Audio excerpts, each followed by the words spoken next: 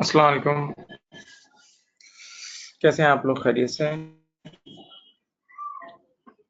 Start करते हैं बस। आज इंशाल्लाह हम न्यू स्टैंडर्ड स्टार्ट करेंगे IS 12 के नाम से, इनकम टैक्स। आप लोग को सब ये वॉइस वगैरह सब क्लियर है? Everything is perfect? बताएं।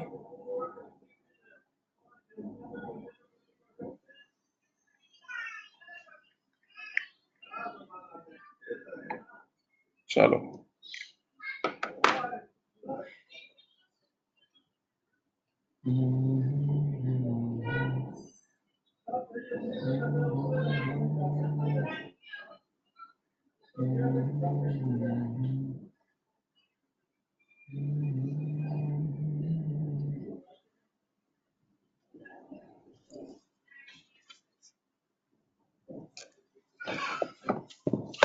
बेटा टॉपिक का नाम है IS 12 इनकम टैक्स। सबसे पहले हम बिस्मिल्लाह करेंगे करंट टैक्स से, वो एरिया जो आप लोगों ने अपनी लाइफ में F3 में एक बार पढ़ा हुआ है, लेकिन हम पूरा वो रिकॉल कर लेते हैं, पूरा जहन में आ जाएगा इंशाल्लाह। सही है। अब देखें, यहाँ एक स्केच में बना रहा हूँ, आप लोग देखें, स्क्रीन को देखें। बेटा ये दो अकाउंटिंग पीरियड है, first accounting period and this is second accounting period. Okay, ये दो अकाउंट, फर्स्ट और सेकंड अकाउंटिंग पीरियड। सही है। ये है दिसंबर 16 को एंड हो रहा है और दिसंबर 17 को एंड हो रहा है, राइट। अब इन रियल लाइफ आप लोगों को शायद ये पता हो कि कंपनी इस साल का टैक्स नेक्स्ट ईयर पे करती है। कंपनी इस साल का टैक्स नेक्स्ट ईयर पे करती है, ठीक है। तो बेशक कंपनी इस साल का टैक्स इन रियलिटी जो पे करेगी वो नेक्स्ट ईयर करेगी, लेकिन बुक तो अभी करेगी ना, अकॉर्डिंग टू मैचिंग प्रिंसिपल इस साल का है ना, तो बुक तो इसी साल करेगी। तो कंपनी उसको एस्टिमेट करती है और उसको एस्टिमेशन बेसिस पे बुक करती है।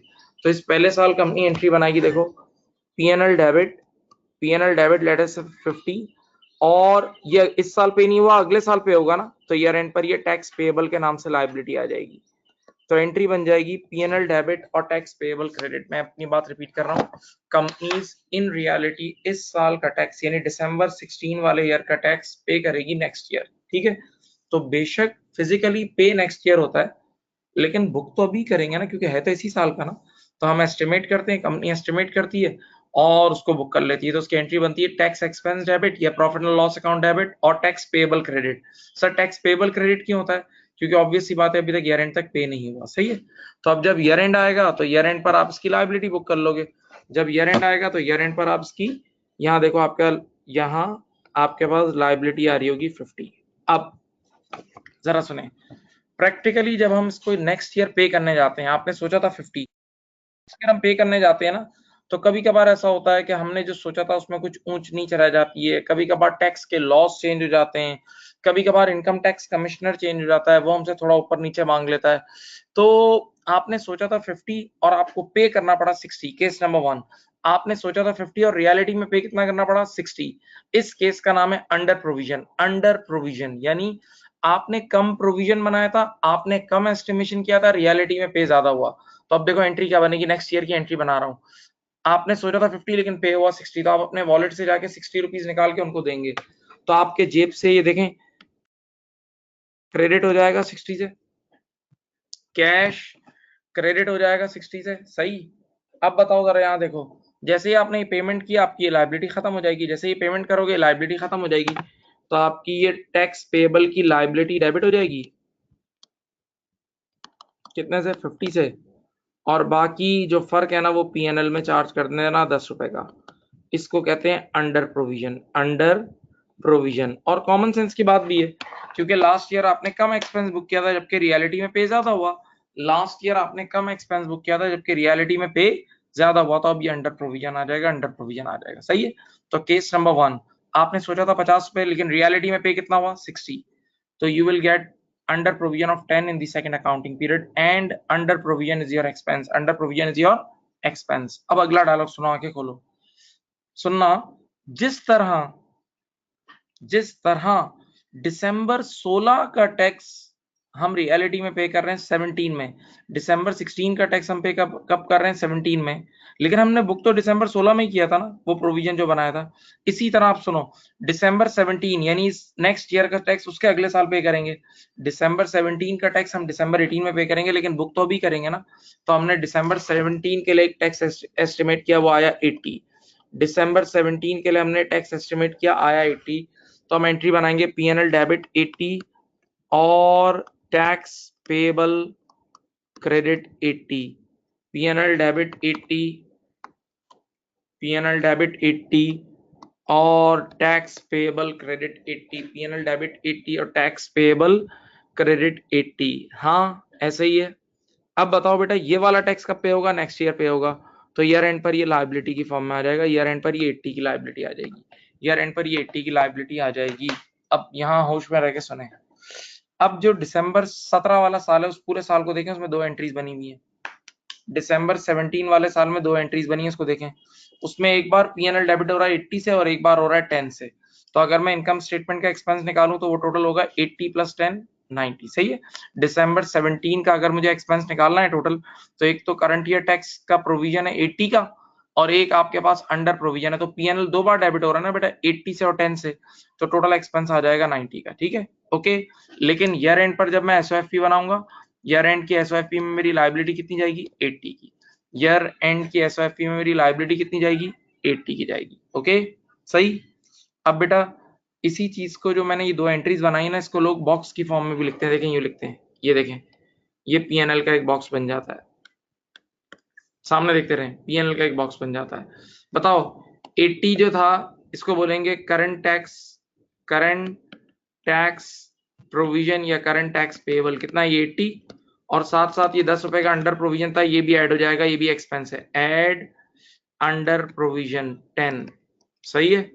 तो टोटल इनकम स्टेटमेंट में 90 का एक्सपेंस चला जाएगा, टोटल इनकम स्टेटमेंट में 90 का एक्सपेंस चला जाएगा। सही है। तो बेटा आज के बाद एक समरी सुन ले, बस समरी बता रहा हूँ। आज के बाद कभी भी अंडर प्रोविजन होगा, आज के बाद कभी भी क्या होगा, अंडर प्रोविजन होगा, तो वो करंट ईयर प्रोविजन में ऐड होके इनकम स्टेटमेंट में जाएगा। Under provision current year provision में ऐड होके इनकम स्टेटमेंट में जाएगा। क्यों? अंडर प्रोविजन इटसेल्फ एक एक्सपेंस है, अंडर प्रोविजन इटसेल्फ एक एक्सपेंस है। ओके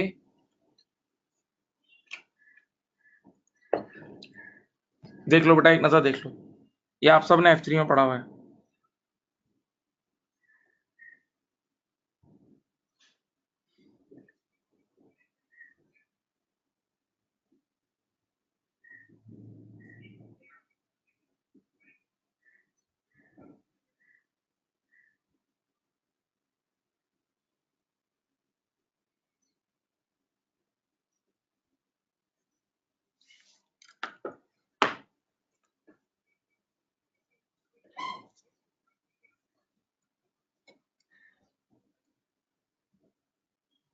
चलो अब सेकंड केस है ओवर प्रोविजन का। सेकंड केस क्या है, ओवर प्रोविजन का, वो भी लिखता हूँ। चलो आ जाओ। अब क्या हुआ, यहाँ देखिए, सेम स्टोरी वापस से सुन लो। अब वंस अगेन बेटा दिसंबर 16 वाले साल में हमने एस्टिमेट किया कि हमारा टैक्स होगा 50 का। तो हमने एंट्री बनाई PNL debit 50 and tax payable credit 50। सही है। ओके ये आपके पास ईयर एंड की लायबिलिटी आ गई 50 की। अब जब आप नेक्स्ट ईयर पे करने गए ना, तो आपने सोचा था 50, आपने सोचा था कितना 50, लेकिन जब पे करने गए ना, तो पे करते वक्त सिर्फ 45 पे हुआ। कितना पे हुआ? 45 पे हुआ। तो आपने क्या करा, आपने उसी वक्त अपना वॉलेट निकाला होगा, आपने वॉलेट निकाल के 45 दिए होंगे, आपने टैक्स वालों को 45 दिए होंगे। तो कैश क्रेडिट हो जाएगा 45 से, कैश क्रेडिट हो जाएगा 45 से। हाँ, और जैसे ही 45 की पेमेंट की, ये पूरी लायबिलिटी खत्म हो जाएगी। जैसे ही 45 की पेमेंट की, आपकी ऑब्लिगेशन खत्म, तो पूरा टैक्स पेबल, पूरा टैक्स पेबल आपका 50 से खत्म हो जाएगा, और आपके पास 5 रुपए का क्या आ जाएगा, ओवर प्रोविजन आ जाएगा। 5 रुपीज का आपके पास ओवर प्रोविजन आ जाएगा, इसको बोलते हैं ओवर प्रोविजन। ये देख लें, और over provision is your income, over provision by nature is your income, over provision by nature is your income. सही है। तो सेकंड केस क्या हुआ, आपने सोचा था 50, और पे हुआ 45 या 40 तो ओवर प्रोविजन आ जाएगा, इनकम आ जाएगी। ठीक है, नाउ सेम जिस तरह दिसंबर 16 का टैक्स दिसंबर 17 में पे कर रहे हैं, दिसंबर 16 का टैक्स दिसंबर 17 में पे कर रहे हैं, लेकिन उसको बुक तो लास्ट ईयर ही करेंगे ना, दिसंबर 16 में उसका प्रोविजन। तो इसी तरह दिसंबर 17 का टैक्स दिसंबर 18 में पे होगा, लेकिन बुक तो दिसंबर 17 में ही होगा। तो मैंने दिसंबर 17 का जब टैक्स एस्टिमेट किया तो वो आया 80, तो उसकी एंट्री बनेगी पीएनएल डेबिट 80 और tax payable current tax payable credit 80। Okay, तो आपके पास ये लायबिलिटी आ जाएगी, ये लायबिलिटी कितने की आ जाएगी, ईयर एंड पे 80। ठीक है, अब बताओ, बताएं बेटा, देख के एक नजर में बता देंगे आप लोग, कुछ भी मुश्किल नहीं, nothing is difficult. Second year की इनकम स्टेटमेंट में नेट कितना जाएगा, सेकंड ईयर की इनकम स्टेटमेंट में नेट अमाउंट कितना जाएगा इनकम स्टेटमेंट में, जरा सोचो।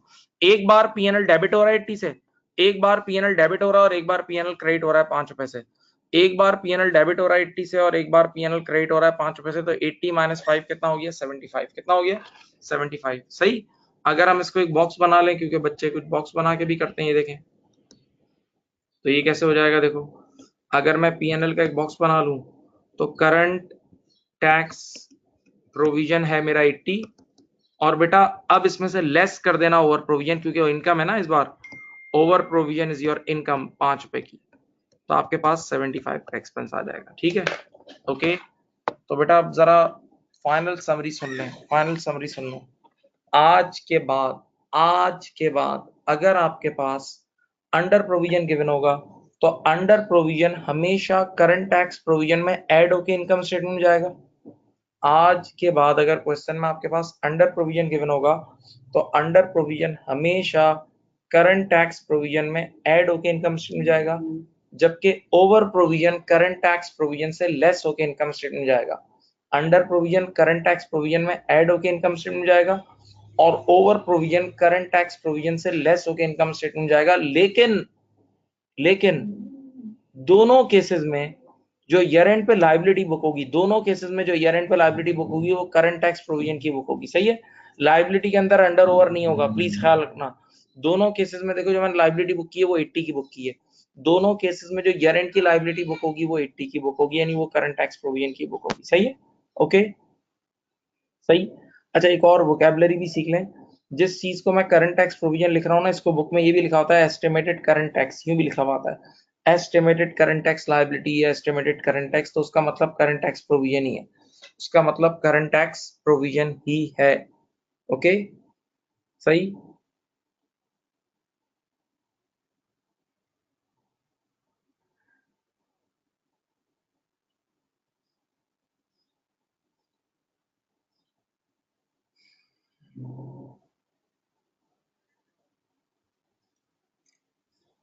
अच्छा जी, अब मेरी अर्ज सुने, एक दो बातें, एक छोटी सी 1 मिनट की बात सुन लें। ये जो अंडर ओवर प्रोविजन है ना, जब आप लोग फाइनल अकाउंट पढ़ोगे, अब हमारा नेक्स्ट टॉपिक इंशाल्लाह इस आईएएस के बाद फाइनल अकाउंट है, तो आप लोग जब नेक्स्ट टॉपिक पढ़ोगे तो उसमें और से सुने, नेक्स्ट टॉपिक में आप लोगों को ये पढ़ाया जाएगा कि ये जो अंडर ओवर प्रोविजन है ना, ये ट्रायल बैलेंस में नाम के साथ गिवन होता है। ट्रायल बैलेंस में ये अंडर ओवर प्रोविजन नाम के साथ गिवन होता है नॉर्मली, तो आप बच्चा देख के पहचान लेता है। लेकिन अगर कभी इसका नाम ना लिखा हुआ हो ट्रायल बैलेंस में, तो इसकी पहचान सुन लो। अंडर प्रोविजन का नेचर एक्सपेंस है, अंडर प्रोविजन का नेचर एक्सपेंस है, तो ये ट्रायल बैलेंस की डेबिट साइड पे पाया जाता है। अंडर प्रोविजन का नेचर एक्सपेंस है तो ये ट्रायल बैलेंस की डेबिट साइड पर पाया जाता है, ट्रायल बैलेंस की डेबिट साइड पर पाया जाता है। और ओवर प्रोविजन का नेचर इनकम है तो ये ट्रायल बैलेंस की क्रेडिट साइड पे पाया जाएगा। सही है, ओके, ये भी याद रखना। हाँ,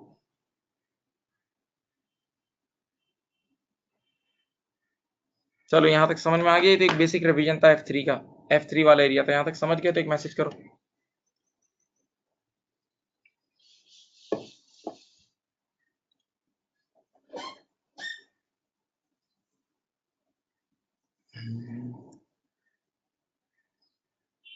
हाँ जी,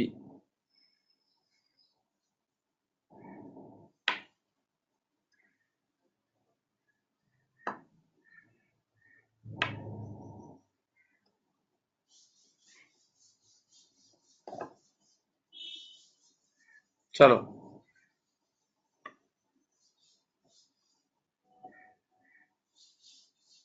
चलो जी, अब हम एक नई चीज शुरू कर रहे हैं जो आप लोगों ने इससे पहले नहीं पढ़ी। This is totally a new concept, बिल्कुल नया कॉन्सेप्ट है। बहुत ज्यादा होश में रह के बैठे हैं और होश में रह के सुने, बिल्कुल नई चीज है। और उस चीज का नाम है डेफर टैक्स। उस चीज का नाम है डेफर टैक्स। लेकिन मैं उस चीज को डायरेक्ट शुरू नहीं कर रहा। मैं पहले आप लोगों को थोड़ा सा मैचिंग प्रिंसिपल पढ़ाता हूँ। मैं थोड़ा सा मैचिंग प्रिंसिपल आप लोगों को पढ़ाता हूँ, थोड़ा जहन बनाता हूँ आप लोगों का, सही ना। वैसे मैचिंग प्रिंसिपल आप लोगों को आता भी है, अब इस टाइम पे आप लोगों को मैचिंग प्रिंसिपल आना भी चाहिए, लेकिन एक स्लाइड जहन बनाते हैं। चलें, यहाँ देखें बेटा, मिर्चा वाला इंस्टीट्यूट जो है ना, जो हमारा, तो लेटेस्ट से हम लोग 6 महीने का पीएनएल बनाते हैं। जनवरी टू जून का बनाते हैं हम लोग। 6 मंथ्स का अपने मिर्चा वाला इंस्टीट्यूट का पीएनएल बनाते हैं, इनकम स्टेटमेंट बनाते हैं। एक जनवरी टू जून का और एक बनाते हैं जुलाई टू दिसंबर का। एक जनवरी टू जून का और एक जुलाई टू दिसंबर, सही है। सुनना, तो जनवरी टू जून में अगर जैसे आप लोगों को जो मैं पढ़ा रहा हूँ वो जनवरी टू जून में पढ़ा रहा हूँ ना, आप लोग पढ़ रहे हो जनवरी टू जून में, तो आप लोगों की तरफ से जो फीस हमें मिलेगी वो हमारा रेवेन्यू है। आप लोगों की तरफ से, बच्चों की तरफ से जो फीस मिलेगी वो इंस्टीट्यूट का रेवेन्यू है। तो इंस्टीट्यूट उसको रेवेन्यू में बुक करेगा। देखें, इंस्टीट्यूट उसको रेवेन्यू में बुक कर लेगा, लेकिन ये सारा रेवेन्यू इंस्टीट्यूट की जेब में नहीं जाता। इसके बदले नीचे एक्सपेंसेस बुक करने पड़ते हैं। इसके बदले नीचे एक्सपेंसेस बुक करने पड़ते हैं। इसके बदले आपको एक्सपेंसेस बुक करने पड़ते हैं, क्योंकि एक्सपेंसेस भी तो हुए हैं। और लेटेस्ट से हमारा एक बहुत बड़ा एक्सपेंस है इलेक्ट्रिसिटी एक्सपेंस। लेटेस्ट से हमारा एक बहुत बड़ा एक्सपेंस कौन सा है? इलेक्ट्रिसिटी एक्सपेंस, ठीक है। तो हम नीचे इलेक्ट्रिसिटी एक्सपेंस भी बुक करेंगे, क्योंकि ऑब्वियस सी बात है, क्लासेस कंडक्ट करते हैं तो एसी वगैरह ऑन होते हैं। तो ये रेवेन्यू कमाने के लिए खर्चे भी तो हो रहे हैं, तो ऊपर रेवेन्यू बुक करते हैं, नीचे खर्चे बुक करते हैं, तो ट्रू प्रॉफिट आ जाएगा। सही प्रॉफिट, नहीं समझे?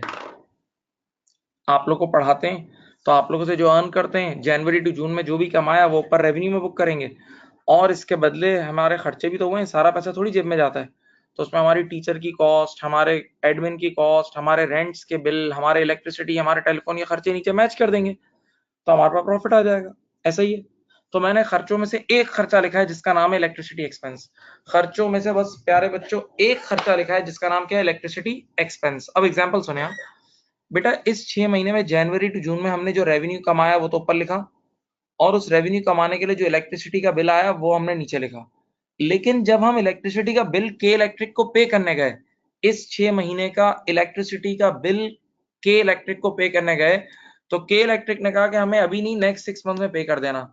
हमें अभी नहीं पे करो, बल्कि इस 6 महीने का बिल अगले 6 महीने में पे कर देना, अगले 6 महीने में पे कर देना। आप सुनो, तो बेशक हम के इलेक्ट्रिक को बिल फिजिकली पे करेंगे नेक्स्ट 6 मंथ्स में, पे अगले 6 महीने में करेंगे, लेकिन बुक अभी करेंगे।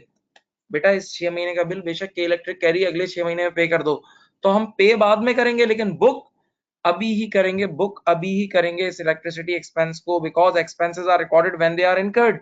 क्योंकि इस इलेक्ट्रिसिटी ने आज हमें कमा के दिया है, इस इलेक्ट्रिसिटी ने हमें आज फायदा पहुंचाया है, आज कमा के दिया है।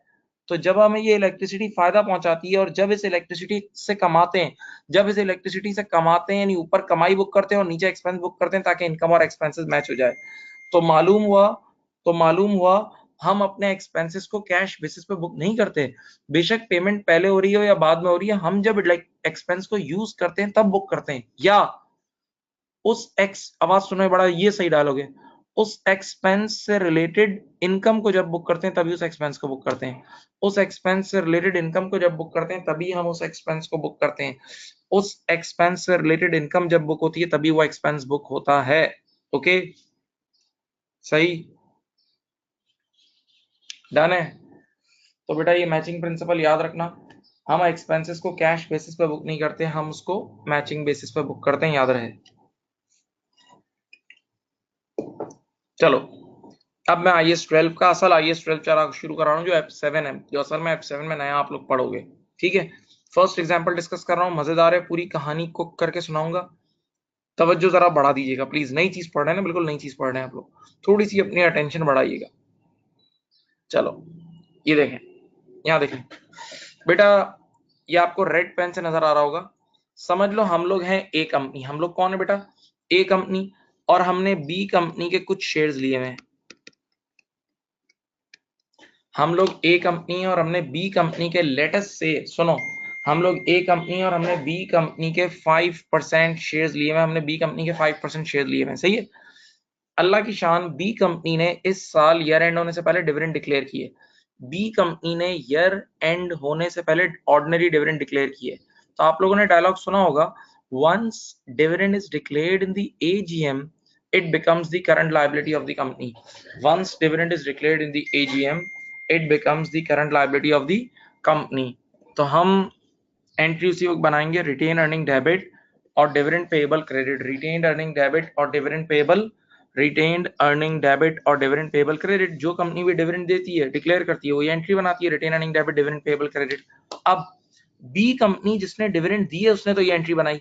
जब ये डिविडेंड डिक्लेयर होने की आवाज एक कंपनी के कानों तक पहुंची, जब ये डिविडेंड्स डिक्लेयर होने की आवाज ए कंपनी के कानों तक पहुंची, तो जरा सोचो, बी कंपनी के ऊपर तो लायबिलिटी आ गई, ए कंपनी के पास आ जाएगा right to receive, A company के पास आ जाएगा राइट टू रिसीव। तो ए कंपनी उसी वक्त एंट्री बनाएगी। सुनो, हाँ, ये देखो एंट्री देखो, डिविडेंड रिसीवेबल डेबिट और पीएनएल क्रेडिट, क्योंकि ए कंपनी इन्वेस्टर है और इन्वेस्टर की बुक में डिविडेंड एक इनकम है। इन्वेस्टर की बुक में डिविडेंड एक इनकम है। इन्वेस्टर की बुक में डिविडेंड क्या है? इनकम है। इन्वेस्टर की बुक में डिविडेंड एक इनकम है। इन्वेस्टर की बुक में डिविडेंड एक इनकम है। तो ए कंपनी डबल एंट्री बना देगी, डिविडेंड रिसीवेबल डेबिट और PNL credit, dividend receivable debit और पीएनएल। अच्छा, अभी पैसे नहीं आया, अभी पैसे नहीं आए, लेकिन हाँ, स्टैंडर्ड ने अलाउ किया हुआ है कि आप राइट टू रिसीव की बेसिस पे डिविडेंड इनकम बुक कर सकते हैं। स्टैंडर्ड ने अलाउ किया हुआ है कि अगर सामने वाली कंपनी ने डिविडेंड डिक्लेयर कर दी है तो आपके पास राइट टू रिसीव आ गया और आप डिविडेंड इनकम बुक कर सकते हैं। तो हम एंट्री बना देंगे, डिविडेंड रिसीवेबल डेबिट और पीएनएल क्रेडिट, सही है, पक्का। तो ए कंपनी ने अपनी बुक्स में तवज्जो बढ़ाएं, प्लीज तवज्जो बढ़ाएं। ए कंपनी ने अपनी बुक्स में डिविडेंड इनकम रिकॉग्नाइज कर ली। ए कंपनी ने अपनी बुक्स में डिविडेंड इनकम रिकॉग्नाइज कर ली। अब इधर देखो, यहाँ देखिए, ए कंपनी का ये पीएनएल है, ये ए कंपनी का पीएनएल है, सब देखें, इनकम स्टेटमेंट है। तो इन्होंने कुछ सेल्स बुक की होगी, बेटा तवज्जो तवज्जो तवज्जो, इन्होंने कुछ कॉस्ट ऑफ सेल बुक की होगी, इनका जीपी आया था इस बार 3 लाख। ए कंपनी का ग्रॉस प्रॉफिट कितना आया था? 300, सही है। अब हम इसमें करेंगे ऐड।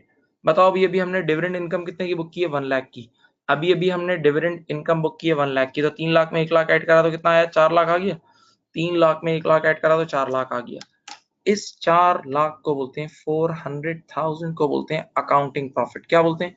Accounting profit. अब सुनो, हाँ, एक मिनट, इस अकाउंटिंग प्रॉफिट को हम लेके गए टैक्स वालों के पास। ये देखें, यहाँ वर्किंग देखें, हम पूरी ईमानदारी से, हम लोग झूठ नहीं बोलेंगे बिल्कुल।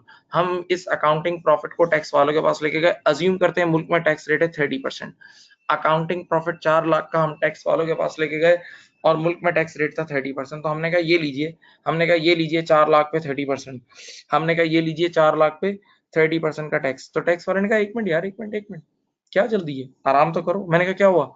बोला, ये 4 लाख जो है ना, ये अकाउंटिंग का प्रॉफिट है। ये 400,000 क्या है? अकाउंटिंग का प्रॉफिट है। 400,000 अकाउंटिंग का प्रॉफिट है। और बोला, हम अकाउंटिंग के प्रॉफिट पे टैक्स नहीं लेते, इसमें जरा बताओ इसमें क्या क्या चीजें शामिल है। तो मैं बोला, ये क्या है?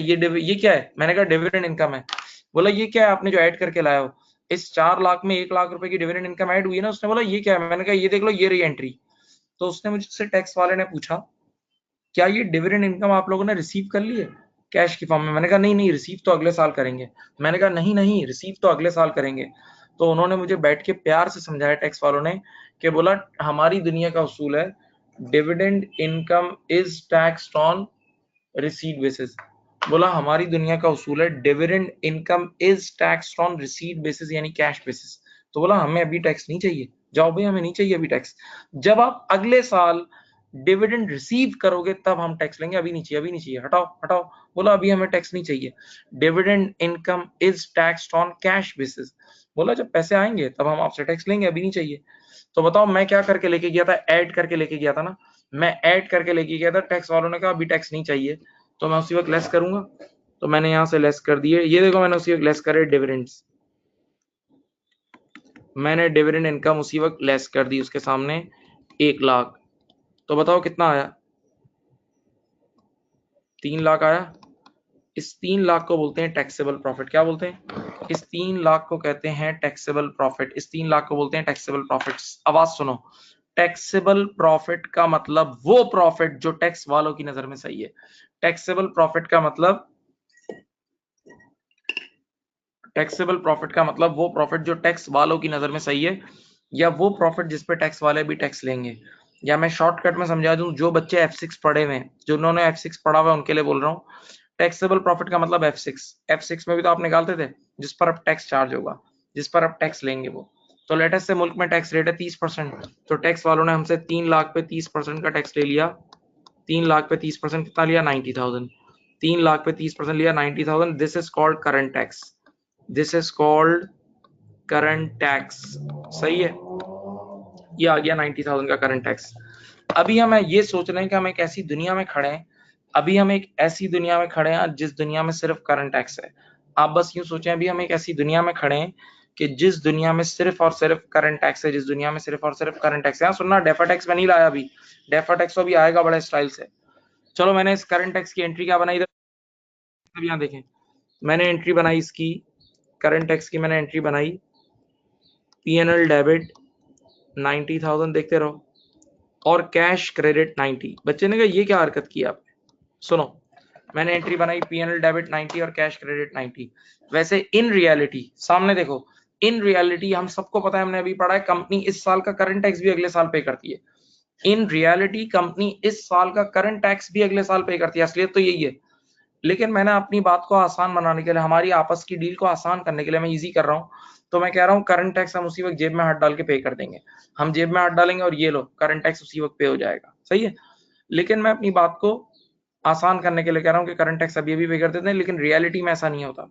ठीक है, तो हमने करंट टैक्स की एंट्री बना दी, P&L डेबिट और कैश क्रेडिट। अब कहानी में देखो, हाँ सुनो, ये करंट टैक्स उठा के हमने अकाउंटिंग की इनकम स्टेटमेंट में डाला। सब देखो यहाँ, ये करंट टैक्स उठा के हमने अकाउंटिंग की इनकम स्टेटमेंट में पोस्ट किया। देखो, 40,000 माइनस 90,000 कितना होता है? 3,10,000। 40,000 माइनस 90,000 होता है 3,10,000। सामने देखें, और ये फाइनेंशियल स्टेटमेंट हमने पब्लिश करके, ये फाइनेंशियल स्टेटमेंट हमने पब्लिश करके शेयर होल्डर के घर भिजवाई। सुनो, इस फाइनेंशियल स्टेटमेंट को टाइप करके शेयर होल्डर के घर भिजवाई। अब शेयर होल्डर जितना भी बेवकूफ क्यों ना हो, मुल्क का टैक्स रेट सबको याद होता है, मुल्क का टैक्स रेट सबको याद होता है। जरा सुनना, तो शेयर होल्डर ने अपनी बेगम को बोला, बेगम जरा वो कैलकुलेटर लाना, तो उसने कहा हुक्म हाजिर। ठीक है, तो वो शेयर होल्डर के सामने, वो यानी अपने शौहर के सामने कैलकुलेटर लेके गई। शौहर ने कैलकुलेशन शुरू किया। देखें जरा इनकम स्टेटमेंट को देखें, उसने जीपी को देखा, डिविडेंड को देखा, फिर पीबीटी पे आया। किस पे आया? पीबीटी। पीबीटी कितना है? 4 लाख। और इस 4 लाख पे उस शौहर ने अप्लाई किया 30%। सामने देखें, इस 4 लाख पे शौहर ने अप्लाई किया कितने परसेंट? 30%। 4 लाख पे 30% अप्लाई करा, तो 4 लाख का 30% कितना होता है? 120। 4 लाख का 30% कितना होता है? 1,20,000। यहाँ कितना लिखा हुआ है? 90। तो शौहर तो पागल हो गया, सारे शेयर होल्डर पागल जैसे हो गए। सब ने फाइनेंशियल स्टेटमेंट को घुमाया और कंपनी के मुंह पे मार दी, बोला वापस लो। और वाकई ये फाइनेंशियल स्टेटमेंट गलत थी। ये फाइनेंशियल स्टेटमेंट मैचिंग प्रिंसिपल से महरूम थी। ये फाइनेंशियल स्टेटमेंट मैचिंग प्रिंसिपल से महरूम थी। क्यों? जरा उधर देखें क्वेश्चन में, ऊपर देखो, ऊपर डिविडेंड इनकम तो बुक कर ली है, ऊपर हमने डिविडेंड इनकम तो बुक कर ली है, लेकिन उस डिविडेंड इनकम से रिलेटेड एक्सपेंस नीचे मैच नहीं करा।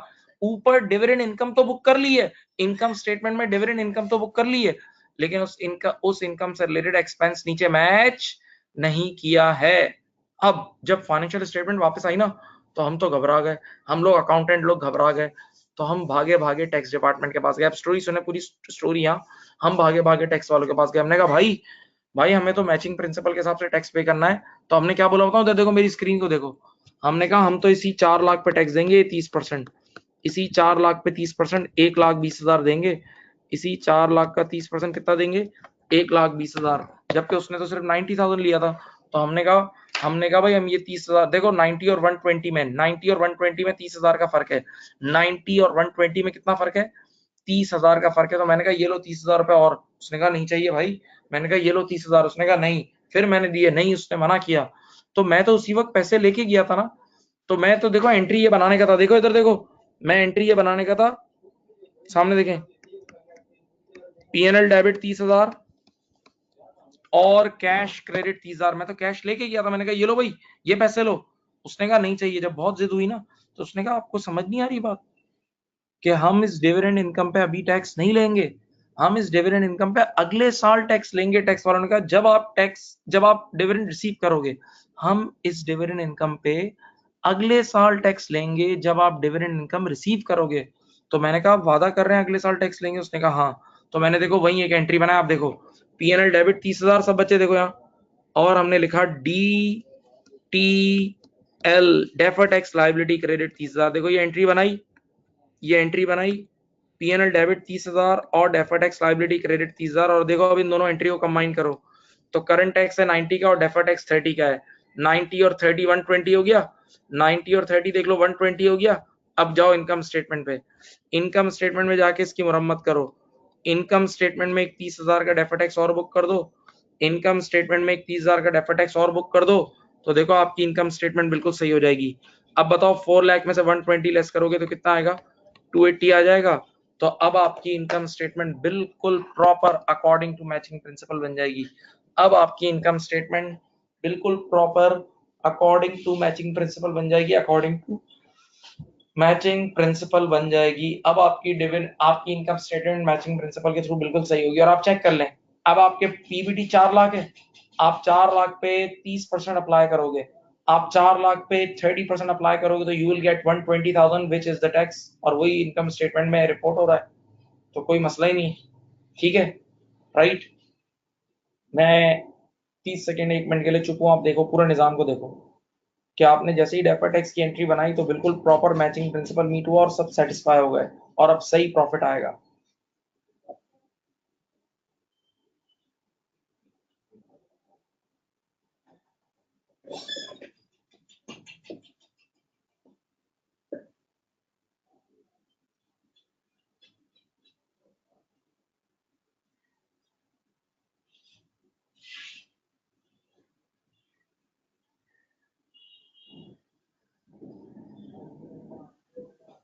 अब यहाँ देखिए, अब एक कॉपी करने का अदब भी सिखाता हूँ, एक बड़ी मजेदार चीज सिखाता हूँ बेटा। इस बार ये जो पूरा फड्डा क्रिएट हुआ वो डिविडेंड इनकम की वजह से क्रिएट हुआ ना, इस बार ये जो पूरा फड्डा क्रिएट हुआ डिविडेंड इनकम की वजह से क्रिएट हुआ ना। हाँ, तो डिविडेंड इनकम पे आपने 30,000 का डेफर टैक्स बनाया, इधर देखें, तो जहां डिविडेंड इनकम लिखी है ना वहीं नीचे मैं डेफर टैक्स की एंट्री भी लिख रहा हूँ ताकि आपको मैं और अच्छी तरह बता सकूं। देखो ये एंट्री थी, पीएनएल डेबिट 30,000 और डीटीएल क्रेडिट 30,000। बेटा जागो, यहाँ देखो, इसको यूं सर्कल कर रहा हूं मैं, देखो सर्कल कर रहा हूं, ये देखें। अब देखें ऊपर नीचे दोनों एंट्रीज को देखें, जिस पीरियड में डिविडेंड इनकम बुक हो रही है उसी पीरियड में उसका एक्सपेंस मैच हो रहा है। देखो जिस पीरियड में डिविडेंड इनकम बुक हो रही है, जिस पीरियड में डिविडेंड इनकम बुक हो रही है उसी पीरियड में उसका एक्सपेंस मैच हो रहा है। नजर आ रहा है आमने सामने? हाँ, तो देखो ये प्रॉपर मैचिंग प्रिंसिपल की एप्लीकेशन है। तो हमसे अगर कोई कभी पूछेगा कि डेफर टैक्स किस कॉन्सेप्ट या किस प्रिंसिपल की एप्लीकेशन है, तो सीधा जवाब देंगे defer tax is the application of matching principle. Defer tax is the application of matching principle. Okay, सही पक्का?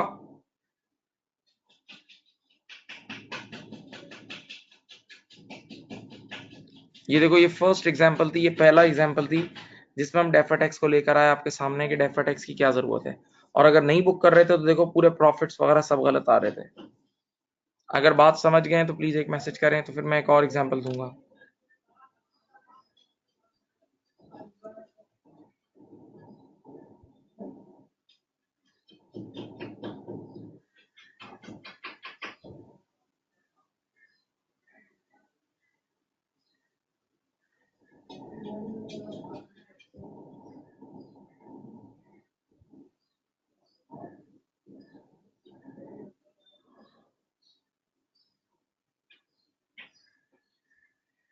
किसी ने सवाल किया एंट्री वापस से क्यों लिखी, सिर्फ आपको समझाने के लिए आमने सामने थे कि किस तरह देखो जिस पीरियड में इनकम बुक हुई, जो ये जो मैंने अभी एंट्री लिखी है ना, ये आप लोगों को सिर्फ समझाने के लिए लिखी है आमने सामने, ताकि आप लोगों को याद रहे कि किस तरह मैच होता है, बस और कोई काम नहीं है इस एंट्री का। यानी ये ऐसे ही मैंने लिखी है वापस आप लोगों की खातिर।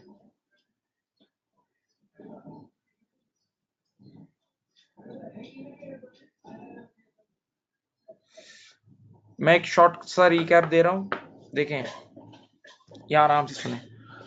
हमने एक कंपनी के शेयर्स लिए हुए थे, हमने एक कंपनी के शेयर्स लिए हुए थे, उस कंपनी ने डिविडेंड डिक्लेयर किया, तो जैसे ही उन्होंने डिक्लेयर किया हमारे पास आ गया राइट टू रिसीव। उस राइट टू रिसीव की बेसिस पर हमने इनकम बुक कर ली, लेकिन हमें पैसे नहीं मिले अभी, तभी हमने डिविडेंड देखो रिसीवेबल बुक किया था, हमने डिविडेंड रिसीवेबल बुक किया है। अभी कैश डेबिट नहीं किया, पैसे नहीं आए, सही है। तो हम ये इनकम लेके जब टैक्स वालों के पास गए तो टैक्स वालों ने कहा हम तो आज टैक्स नहीं लेंगे, हम तो आज टैक्स नहीं लेंगे, हम तो टैक्स लेंगे अगले साल जब आप डिविडेंड रिसीव करोगे।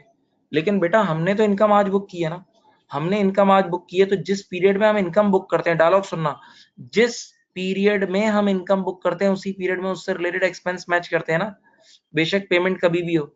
जैसे हमने मिर्चा वाला इंस्टीट्यूट की एग्जांपल डिस्कस की थी कि के इलेक्ट्रिक का एक्सपेंस हम आज ही बुक करेंगे जब यूज करेंगे, जिस पीरियड में के इलेक्ट्रिक के एक्सपेंस ने हमें कमा के दिया है, तो जिस पीरियड में उस एक्सपेंस से रिलेटेड इनकम बुक कर रहे हैं उसी पीरियड में एक्सपेंस मैच करते हैं ना, तो बेशक पेमेंट कभी भी हो। तो बेटा जरा सोचो, जिस तरह एक डायलॉग सुनो, बड़ा कीमती डायलॉग है, जिस तरह हम रेंट एक्सपेंस पे, इलेक्ट्रिसिटी एक्सपेंस पे, टेलीफोन एक्सपेंस पे मैचिंग प्रिंसिपल अप्लाई कर रहे हैं, तो व्हाई नॉट टैक्स? क्या टैक्स वाले आसमान से उतरे? तो टैक्स पे भी हम मैचिंग प्रिंसिपल अप्लाई करेंगे, सही है। तो इस वजह से आपने डेफर्ड टैक्स बुक किया। अब मैं ऐसी ही एक और एग्जांपल वापस से एक बनाऊंगा, लेकिन उस एग्जांपल से पहले एक डायलॉग बोल रहा हूं, थोड़ी देर के लिए समझ लो, थोड़ी देर के लिए समझ लो कि दुनिया की हर इनकम टैक्सेबल इनकम है। थोड़ी देर के लिए यूं सोचो, इस तरह सोचो कि दुनिया की हर इनकम क्या है? Taxable income. और दुनिया का हर एक्सपेंस टैक्स वालों की नजर में अलाउड एक्सपेंस है। फिर बोल रहा हूं, थोड़ी देर के लिए समझ लें कि दुनिया की हर इनकम टैक्सेबल इनकम है और दुनिया का हर एक्सपेंस अलाउड एक्सपेंस है, सही है। ये डायलॉग सुन लिया। अब बच्चों वाली कुछ इलस्ट्रेशन आपके सामने रखता हूँ, जरा देखें इधर, यहाँ देखें भाई। एक बंदे की, एक कंपनी की इनकम थी, देखो बेटा 2 लाख, ठीक है, और मुल्क में टैक्स रेट था 20%, तो 40,000 का टैक्स आ गया। एक कंपनी की इनकम थी 2 लाख और मुल्क में टैक्स रेट था 20%, तो 40,000 का टैक्स आ गया, सही है। इधर देखें, अब ये कंपनी यहीं खड़ी थी, अब ये कंपनी यहीं खड़ी थी कि हमने इस कंपनी के अकाउंट में 1 लाख की इनकम और थ्रो कर दी। ये कंपनी यहीं खड़ी थी, हमने इसके अकाउंट में 1 लाख की इनकम और थ्रो कर दी। तो जब हमने 1 लाख की इनकम और थ्रो कर दी तो इस कंपनी की इनकम कितनी हो गई? 3 लाख। तो 3 लाख का 20% क्या होता है? 60,000। सही, सही। अब अपनी आंखें खोल के देख लो कि जब इनकम जैसे जैसे बढ़ रही है, जैसे जैसे इनकम बढ़ रही है, वैसे वैसे टैक्स एक्सपेंस बढ़ रहा है। जैसे जैसे इनकम बढ़ रही है वैसे वैसे टैक्स एक्सपेंस भी बढ़ रहा है, वैसे वैसे टैक्स एक्सपेंस भी बढ़ रहा है। तो याद रखना, इनकम के सामने जब भी मैच करना हो तो वो टैक्स एक्सपेंस होगा। इनकम के सामने जब भी मैच करना हो तो वो टैक्स एक्सपेंस होगा। जैसे जैसे इनकम बढ़ रही है वैसे वैसे टैक्स एक्सपेंस भी बढ़ रहा है। तो इनकम के सामने जो चीज मैच होगी वो टैक्स एक्सपेंस होगा। वो चीज क्या होगी? टैक्स एक्सपेंस होगा, सही है। तभी जो ऊपर वाली एग्जांपल थी उसमें डिविडेंड इनकम थी ना, तो इनकम के सामने प्यारे बच्चों जो हमने मैच किया वो क्या था? टैक्स एक्सपेंस, सही है, राइट। अब सेकंड एग्जांपल इधर देखो, मैंने क्या कहा था? जिस तरह मैंने यूं बोला था दुनिया की हर इनकम टैक्सेबल इनकम है, दुनिया की हर इनकम टैक्सेबल इनकम है और दुनिया का हर एक्सपेंस अलाउड एक्सपेंस है। दुनिया की हर इनकम टैक्सेबल इनकम है और दुनिया का हर एक्सपेंस अलाउड एक्सपेंस है। दुनिया का हर एक्सपेंस अलाउड एक्सपेंस है, हाँ, सही। तो अब देखो, एक कंपनी की इनकम थी 2 लाख, एक कंपनी की इनकम थी 2 लाख, तो 2 लाख का 20% कितना बनता है? 40। 2 लाख का 20% कितना बनता है? 40,000, सही है। अब इस कंपनी ने 1 लाख का एक्सपेंस इनकर किया, अब इस कंपनी ने 1 लाख का एक्सपेंस इनकर किया, ये देखो। तो 1 लाख का जब एक्सपेंस इनकर किया तो 2 लाख में से 1 लाख लेस करो, अब इसकी इनकम कितनी रह गई? नेट 1 लाख रह गई, क्योंकि दुनिया का हर एक्सपेंस अलाउड है, मैंने कहा है। अब बताओ, इसको 1 लाख पे सिर्फ 20% कितना देना है? बताओ, 20,000 का टैक्स देना है। तो बताओ जरा, सोचो एक मिनट। जब एक्सपेंस नहीं लग रहा था तो टैक्स बन रहा था 40, जब एक्सपेंस इनकर नहीं हो रहा था तो टैक्स बन रहा था 40, और जैसे ही एक्सपेंस इनकर हुआ टैक्स कितना हो गया? 20 का। तो बेटा जरा देखें, एक्सपेंसेस की वजह से हमें टैक्स बेनिफिट मिला, एक्सपेंसेस की वजह से हमारे टैक्स रिड्यूस हो गए, यानी इन शॉर्ट हमें एक्सपेंसेस की वजह से टैक्स रिफंड मिल रहा है। आप यूं सोचो ना, पहले आप 2 लाख पे 20% टैक्स दे रहे थे, पहले आप 2 लाख पे 20% टैक्स दे रहे थे, 40,000। अब आप 1 लाख पे 20%, 20,000 दे रहे हो, तो आपको 20,000 का टैक्स वापस मिला, नहीं टैक्स फायदा हुआ। तो अब डायलॉग सुनो, याद रखना, एक्सपेंसेस पर आपको टैक्स बेनिफिट मिलता है ना, तो एक्सपेंसेस के सामने टैक्स बेनिफिट मैच होगा, एक्सपेंसेस के सामने टैक्स का बेनिफिट, टैक्स की इनकम मैच होगी। फिर बोल रहा हूं, बेटा इनकम्स के सामने जो इनकम होती है कमाई, उसके सामने टैक्स एक्सपेंस मैच होता है, जैसा अभी आपने ऊपर किया, और एक्सपेंसेस के सामने टैक्स बेनिफिट मैच होता है। एक्सपेंसेस के सामने क्या मैच होता है? टैक्स बेनिफिट मैच होता है। एक्सपेंसेस के सामने टैक्स बेनिफिट मैच होता है। Okay, right. अब आइए आज की क्लास की सेकंड एग्जांपल बिस्मिल्लाह करते हैं। इधर देखें, नजर आ रहा है भाई?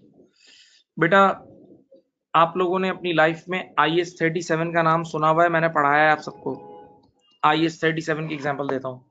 बेटा हुआ ये, इन्वॉल्व हो यार, प्लीज इन्वॉल्व हो। आज मैंने, सुनना और से, कुछ प्रोडक्ट सेल की। आज मैंने कुछ प्रोडक्ट सेल की, और जब प्रोडक्ट सेल की तो मैंने लोगों को वारंटी दी। तो वारंटी देते ही प्रेजेंट ऑब्लिगेशन अराइज हो गई। लेट अस से प्रोबेबल आउटफ्लो भी था, और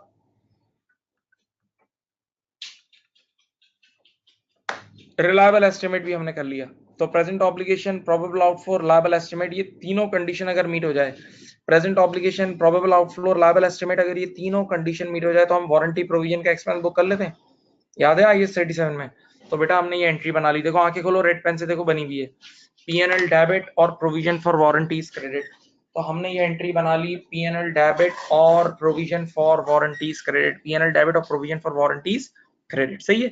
और obviously this is an expense, obviously this is an expense, लेकिन ये पे नहीं हुआ, ये भी पे नहीं हुआ, पे फ्यूचर में होगा।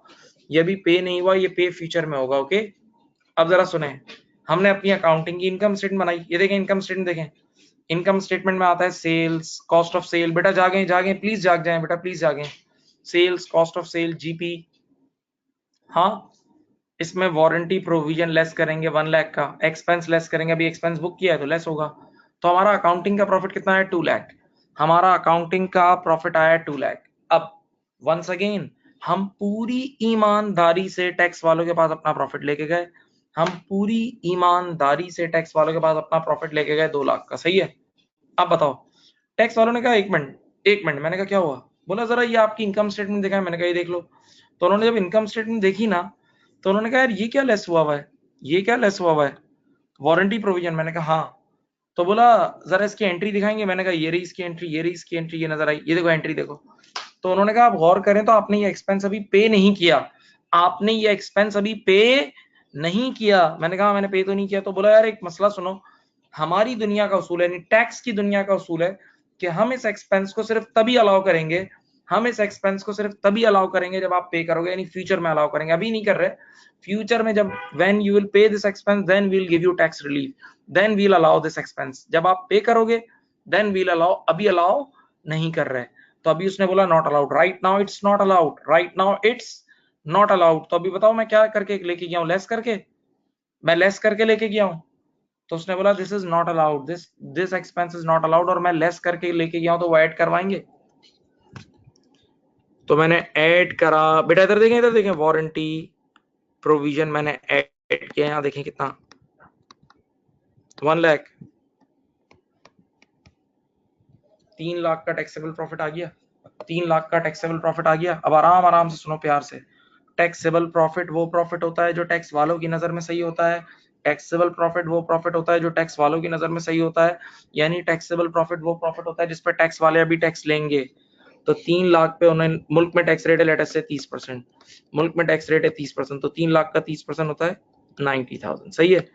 तो उन्होंने 90,000 का टैक्स ले लिया। उन्होंने कितना टैक्स ले लिया? 90,000 का। This is called current tax, this is called current tax, this is called current tax. Okay, अब अज्यूम करते हैं, वैसे तो दुनिया में, प्लीज सुने, कंपनीज इस साल का टैक्स हमने अभी पढ़ा था नेक्स्ट ईयर पे करती है, ऊपर पढ़ाया था, कंपनीज इस साल का टैक्स नेक्स्ट ईयर पे करती है। हाँ, लेकिन हम ये अज्यूम कर रहे हैं कि हम करंट टैक्स अभी अभी कैश में पे कर देंगे, जेब से पैसे निकाल के पे कर देंगे। तो हमने उसी वक्त एंट्री क्या बनाई? देखो करंट टैक्स की, बेटा देखो ये बनी एंट्री।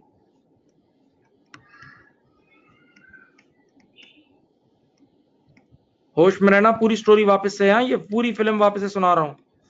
P&L डेबिट 90,000 और कैश क्रेडिट 90,000, P&L डेबिट 90 और कैश क्रेडिट 90, ये करंट टैक्स है। हाँ? और समझ लो हम अभी ऐसी दुनिया में बैठे हैं, हम एक ऐसी दुनिया में बैठे हैं जहाँ सिर्फ करंट टैक्स है। तो हमने यहाँ लिखा, यहाँ देखें,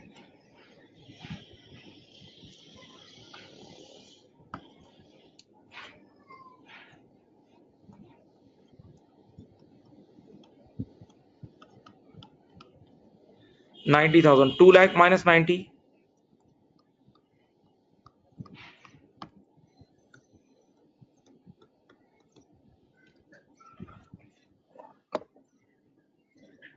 सही। अब ये लिखा और ये करंट टैक्स है, ये फाइनेंशियल स्टेटमेंट टाइप की, ये फाइनेंशियल स्टेटमेंट टाइप करके शेयर होल्डर के घर भिजवा दी, फाइनेंशियल स्टेटमेंट टाइप करके शेयर होल्डर के घर भिजवा दी, शेयर होल्डर के घर भिजवा दी। Okay right. अब जरा सुने, यहाँ देखें, यहाँ देखें, इधर देखें, ये टाइप करी और शेयर होल्डर के घर सेंड कर दी, शेयर होल्डर के घर सेंड कर दी।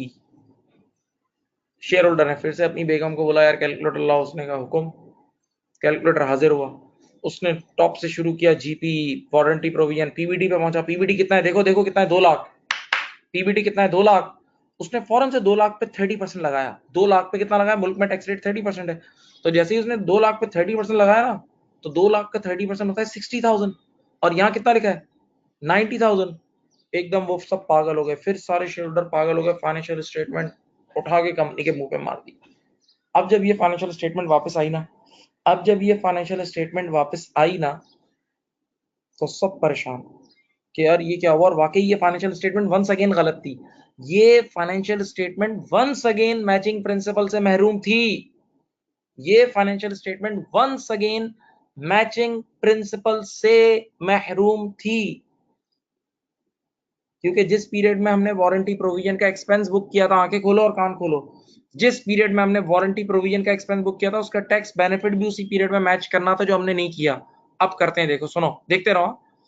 तो मैं फौरन से भागा, मैं घबरा गया, फाइनेंशियल स्टेटमेंट वापस आई, मैं घबरा गया, हाथ पैर फूल गए, तो मैं फौरन से टैक्स डिपार्टमेंट के पास गया, मैंने कहा भाई हम आपको जो टैक्स पे करेंगे ना, वो इसी 2 लाख पे करेंगे, जो हमारा अकाउंटिंग का मैचिंग प्रिंसिपल वाला प्रॉफिट है ना, तो हम आपको 2 लाख पे बस 30% पे करेंगे, कितना 60,000, हम आपको देंगे 2 लाख का 30% 60,000। जरा सुनने, हम आपको 2 लाख का 30% देंगे 60,000, जबकि उसने हमसे 90,000 ले लिए थे। मैंने कहा भाई मैं तो आपको सिर्फ 2 लाख का 30% 60,000 देना चाहता हूँ, आपने मुझसे 90 ले लिए, और मैंने उसको यूं बोला, जरा देखो, मैंने कहा वापस करो मेरे 30,000, क्योंकि 60 और 90 में फर्क कितना है, 30 का, 60 और 90 में फर्क कितने का, 30 का। मैंने कहा वापस करो मेरे 30,000, उसने कहा नहीं करता, मैंने कहा वापस करो, उसने कहा नहीं करता, मैंने कहा भाई खुदा के लिए मेरी फाइनेंशियल स्टेटमेंट रुकी है, मेरे 30,000 रुपए वापस करो, ये फायदा मुझे अभी अभी दो, ये फायदा मुझे अभी भी दो। उसने कहा पागल हो गए हो क्या, बोला हमारा, उसने कहा हमारी दुनिया का उसूल है कि जब आप अगले साल इस वारंटी प्रोविजन को पे ऑफ करोगे, तब हम इस एक्सपेंस को अलाउ करेंगे, तब हम आपको टैक्स बेनिफिट देंगे, तब हम आपको वापस देंगे, वादा करते हैं। तो मैंने कहा वादा कर रहे हो कि आप अगले साल मुझे वापस करोगे, ये बेनिफिट दोगे, उसने कहा वादा। तो मैंने वहीं खड़े खड़े, देखो इधर देखो, वहीं खड़े खड़े मैंने एक एंट्री बनाई, देखो यहाँ, DTA defer tax asset, DTA इस बार फायदा मिलेगा ना, DTA डेबिट और PNL क्रेडिट 30,000, DTA डेबिट और PNL क्रेडिट कितना 30,000। उसी वक्त मैंने ये एंट्री बनाई, देखो ये एंट्री बनाई, और सामने देखें इस एंट्री को जरा करंट टैक्स के साथ मिलाएं, तो करंट टैक्स के अंदर 90,000 का एक्सपेंस है, करंट टैक्स में 90,000 का एक्सपेंस है, और डेफर टैक्स के अंदर 30,000 की इनकम है। करंट टैक्स में 90,000 का एक्सपेंस है, और डेफर टैक्स में 30,000 की क्या है, इनकम है। हाँ, तो ऑटोमेटिकली आपका 60,000 का नेट बन गया, ऑटोमेटिकली 60,000 का आपका नेट एक्सपेंस बन गया। हाँ जी, तो अब देखो इधर आओ, चेक कर लो, यहाँ अपने इनकम स्टेटमेंट में गए और ये 30,000 का बेनिफिट यहाँ बुक कर लिया, तो अब बताओ आपकी इनकम स्टेटमेंट बिल्कुल सही हो गई, देख लें। अब आप जरा, आपका टोटल टैक्स बन रहा है 60 का, टोटल टैक्स कितना बन रहा है 60 का, हाँ, और 2 लाख का 30% भी 60 होता है। तो मेरे प्यारे बच्चों देखो, सिर्फ करंट टैक्स सही नहीं है, करंट टैक्स के साथ जैसे ही डेफर टैक्स की एंट्री मिलती है, सारे मसले हल हो जाते हैं। सिर्फ करंट टैक्स सही नहीं है, करंट टैक्स के साथ जैसे ही डेफर टैक्स को मिलाते हैं, तो सारे मसले, इसको बोलते हैं टोटल टैक्स, करंट टैक्स और डेफर टैक्स का मिक्सचर जो होता है उसको बोलते हैं टोटल टैक्स, और ये दोनों मिला के फिर प्रॉपर आपकी फाइनेंशियल स्टेटमेंट सही हो जाती है, फिर आपकी प्रॉपर फाइनेंशियल स्टेटमेंट सही हो जाती है।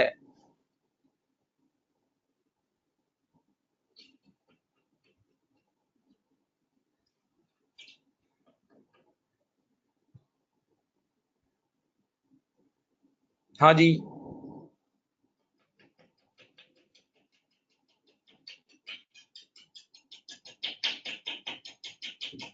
अब एक बात सुने, इस बार जो पूरा फड्डा क्रिएट हुआ था, लास्ट टाइम तो डिविडेंड की वजह से राइज हुआ था, लास्ट टाइम जो भी फड्डा राइज हुआ था डिविडेंड से राइज हुआ था, इस बार जो भी फड्डा है किससे राइज हुआ है? वारंटी प्रोविजन से ना। तो अब देखो, मैं फिर वंस अगेन सिर्फ कॉपी करने का मैं बच्चों को बोलता हूँ, ये अदब है, कॉपी करने का अदब है, और आप लोग की तो कॉपी मैं ही करता हूँ और आप लोग को ये सेंड करता हूँ। तो देखें, इस बार सारा फड्डा वारंटी प्रोविजन की वजह से राइज हुआ था। तो अब ये देखो, रेड रेड कलर से वारंटी प्रोविजन की एंट्री बनी हुई है, और इसी के नीचे इसके डेफर टैक्स की एंट्री बना के देता हूँ। देखो ये एंट्री थी ना डेफर टैक्स की, देखो ये रही। तो इसी के नीचे अगर मैं डीटीए डेबिट लिखूं, ये देखो 30,000 और प्रॉफिट एंड लॉस क्रेडिट 30,000, ये देखें। तो ये देखो सर्कल किया, यहाँ देखें जिस पीरियड में मैं पीएनएल डेबिट कर रहा हूँ उसी पीरियड में उसका टैक्स बेनिफिट भी मैच हो रहा है। देखो आमने सामने, देखो ऊपर नीचे, जिस पीरियड में मैं वारंटी प्रोविजन का एक्सपेंस बुक कर रहा हूं उसी पीरियड में उसका टैक्स बेनिफिट भी मैच कर रहा हूं, उसी पीरियड में उसका टैक्स बेनिफिट भी मैच कर रहा हूं। सही है। जिस पीरियड में मैं वारंटी प्रोविजन का एक्सपेंस बुक कर रहा हूं उसी पीरियड में उसका टैक्स बेनिफिट भी मैच कर रहा हूं।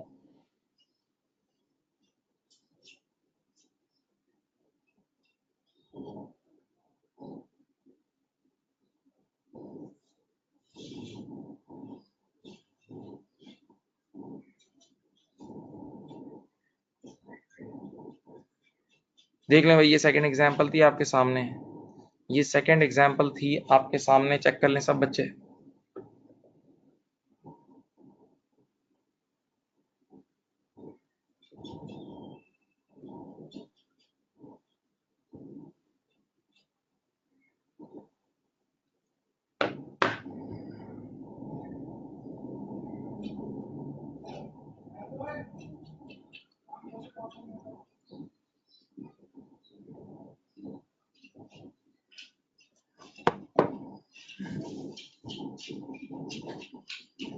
बेटा अगर ये एग्जांपल समझ गए तो बता दें। तो देखो याद रखना, defer tax is the application of matching principal, defer tax is the application of matching principal. बेटा अगर ये बात समझ गए हैं तो काइंडली एक मैसेज करें, थैंक यू।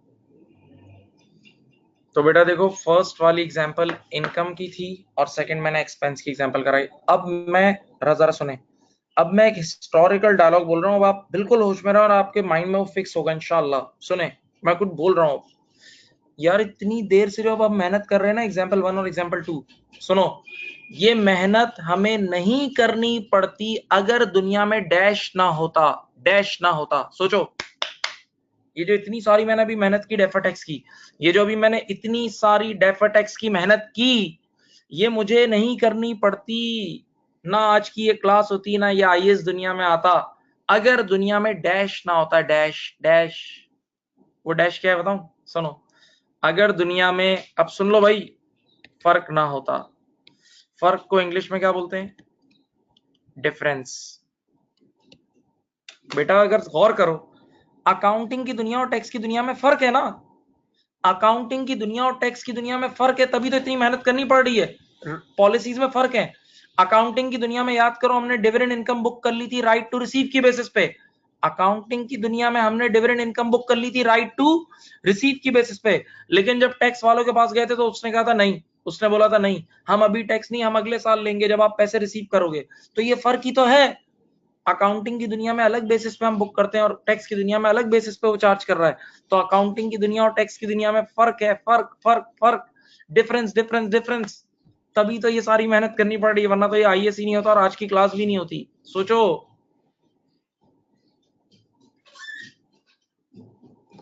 नहीं समझे? तो बेटा अभी ये पहला पहला जहन कि ये पूरी मेहनत हम इसलिए कर रहे हैं, ये पूरी मेहनत हम इसलिए कर रहे हैं क्योंकि अकाउंटिंग के वर्ल्ड में और टैक्स के वर्ल्ड में फर्क है। अकाउंटिंग के वर्ल्ड में और टैक्स के वर्ल्ड में क्या है? फर्क है, डिफरेंस है। अकाउंटिंग की दुनिया और टैक्स की दुनिया में डिफरेंस है, फर्क है। हाँ, अब जो रट्टेबाज बच्चे होते हैं ना, सुनो सुनो तो सही, वो एक तस्बीह खरीद लेते हैं और वो पढ़ना शुरू करते हैं, वो बोलते हैं सर ने पढ़ाया कि जब भी डिफरेंस होगा डेफर टैक्स बुक कर लेना, जब भी डिफरेंस होगा अकाउंटिंग की दुनिया और टैक्स की दुनिया में डिफरेंस होगा डेफर टैक्स बुक कर लेना, डिफरेंस होगा डेफर। मैंने कहा नहीं, अब मैंने उस बच्चे को रोका, मैंने कहा नहीं, कंट्रोल, मैंने कहा कंट्रोल करो अपने जज्बात को। मैंने कहा हर डिफरेंस पे डेफर टैक्स नहीं होता, हर डिफरेंस पे हर बार अकाउंटिंग और टैक्स की दुनिया में डिफरेंस होता है तो डेफर टैक्स नहीं होता। कुछ डिफरेंसेस ऐसे होते हैं जिसको हम बोलते हैं परमानेंट डिफरेंस। अभी तक जो हम डिफरेंसेस पढ़ रहे थे वो थे टेम्पररी, टेम्पररी, आरजी, फिल वक्त, टेम्पररी, आरजी, फिल वक्त वाले डिफरेंस थे। बेटा कुछ डिफरेंसेस ऐसे होते हैं जिन पे डेफर टैक्स नहीं होता और उनको हम परमानेंट डिफरेंस बोलते हैं। तो बच्चे ने कहा ऐसे तो हमें नहीं समझ में आएगा, आप एक अच्छी सी एग्जांपल दें। आप एग्जांपल से साबित करें कि कुछ डिफरेंसेस ऐसे होते हैं जिस पे डेफर टैक्स नहीं होता। चलो एग्जांपल, अब मैं तीसरी एग्जांपल दे रहा हूँ, आज की 2 दे चुका हूँ। पहली 2 में डेफर टैक्स था और मैंने जरूरत बयान की आपको, ठीक है ना, पूरी, कि उसमें मैचिंग प्रिंसिपल अप्लाई हो रहा था। पहली 2 में डेफर टैक्स था और जरूरत बयान की। अब मैंने क्या कहा कि हर डिफरेंस में डेफर टैक्स बुक नहीं होगा। हमेशा जब टैक्स क्या और अकाउंटिंग की दुनिया में डिफरेंस होगा तो डेफर टैक्स बुक नहीं होगा। ओके, चलो अब थर्ड एग्जांपल जिसमें नहीं होगा। चलो बेटा, आप लोगों को मैंने आईएएस पढ़ाया था, आईएएस 20, अगर आप लोगों को याद हो।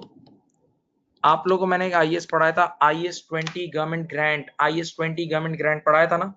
उसमें मैंने एक चीज शुरू में लिखवा दी थी कि IAS 20 strictly prohibits equity approach, यानी जो गवर्नमेंट की तरफ से मदद मिलती थी, मदद ग्रांट, जो गवर्नमेंट हमें ग्रांट देती थी, वो ग्रांट कभी भी इक्विटी में बुक नहीं होगी, वो कभी भी इक्विटी में बुक नहीं होगी। और उसकी एक लॉजिक भी है कि ग्रांट शेयर होल्डर से तो रिसीव हुई नहीं है, तो बस बेटा जो पैसे शेयर होल्डर से रिसीव होते हैं वो इक्विटी में बुक होते हैं, जो पैसे शेयर होल्डर से रिसीव होते हैं वो इक्विटी में बुक होते हैं। तो ग्रांट हमेशा पीएनएल में जाएगी, याद रखना। बेटा आईएएस 20 ने इनकम अप्रोच रिकमेंड की है कि जो ग्रांट आपके पास आती है ना वो पीएनएल में जाती है। हाँ, कभी कभार 1 सेकंड में पीएनएल में जाती है, कभी कभार स्प्रेड होके, बहरहाल जाती पीएनएल में। ग्रांट जो आपने शेयर होल्डर से रिसीव, सॉरी जो गवर्नमेंट से रिसीव की है, वो जाती पीएनएल में, कभी कभार स्प्रेड होके जाएगी और कभी कभार 1 सेकंड में जाएगी। ये सारे केसेस आपने पढ़े हुए, ठीक है। तो गवर्नमेंट ग्रांट पीएनएल में ही जाती है अल्टीमेटली, पक्का। आ जाओ, सुनो मिसाल सुनो प्लीज। हमें इस साल कुछ ग्रांट रिसीव हुई और वो ऐसी ग्रांट थी जिसको हम बोलते हैं अनकंडीशनल ग्रांट। वो ग्रांट समझ लो अनकंडीशनल ग्रांट थी, अनकंडीशनल ग्रांट थी। हमारे किसी पास खिदमत की वजह से मिली थी तो वो 1 सेकंड में पीएल में जाती है। अनकंडीशनल ग्रांट 1 सेकंड में इनकम बुक हो जाती है, सही है। तो हमने इनकम बुक कर ली और जब हमने इनकम बुक की तो हमारी इनकम स्टेटमेंट में नजर आ रही होगी।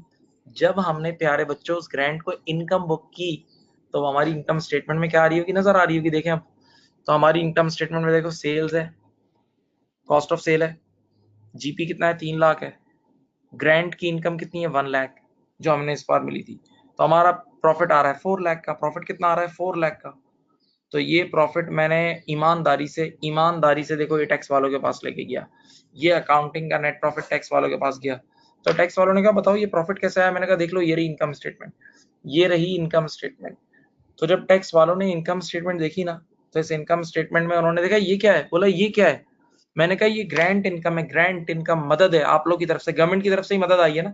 मैंने कहा ये आप लोग की तरफ से ही, गवर्नमेंट की तरफ से मदद आई है।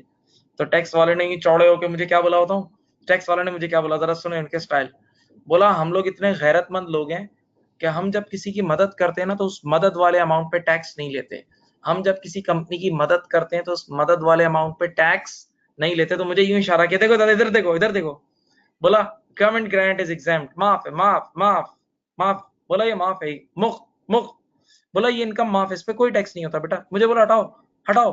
बोला इस गवर्नमेंट ग्रांट पे कोई टैक्स नहीं है, गवर्नमेंट ग्रांट पे कोई टैक्स नहीं है। तो मैं मासूमों की तरह, भोला की तरह, मैंने कहा इस पे आने वाले कल में तो टैक्स लोगे ना। उसने बोला नहीं, इस पे कभी भी टैक्स नहीं होता, बल्कि यूं बोला इस पर अभी नहीं और कभी भी नहीं। ये डायलॉग याद रखना, अभी नहीं और, बोला इस पे टैक्स ही नहीं है, हटाओ चलो इस पे टैक्स ही नहीं है। तो मैं इसको ऐड करके लेके गया था ना, मैं गवर्नमेंट ग्रांट को ऐड करके लेके गया था। उसने कहा था नहीं चाहिए टैक्स, तो वो लेस करवाएगा।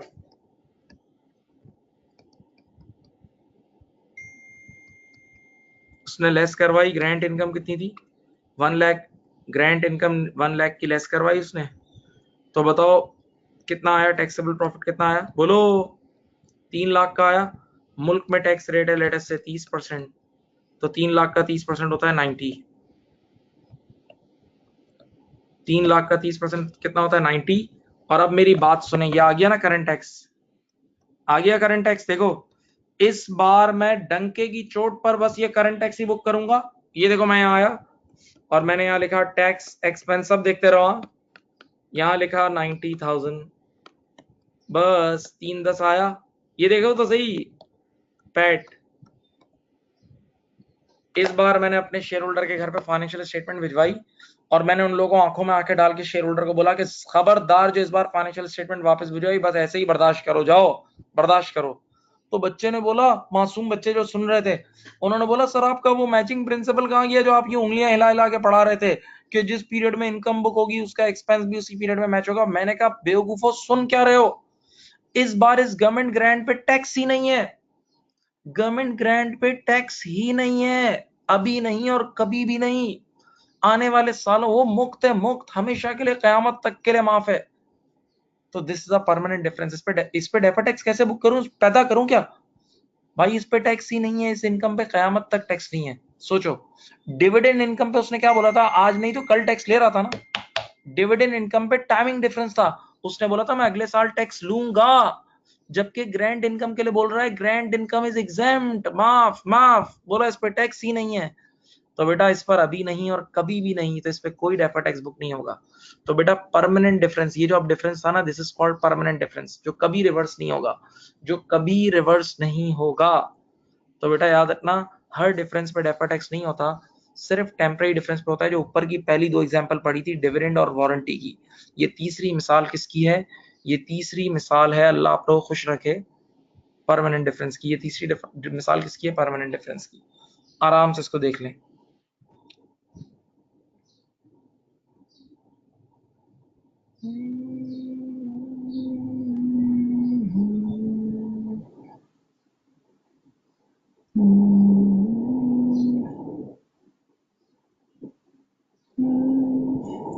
अगर समझ गए हैं तो बता दीजिएगा, अगर समझ गए तो एक मैसेज कर दीजिएगा, 1 मिनट।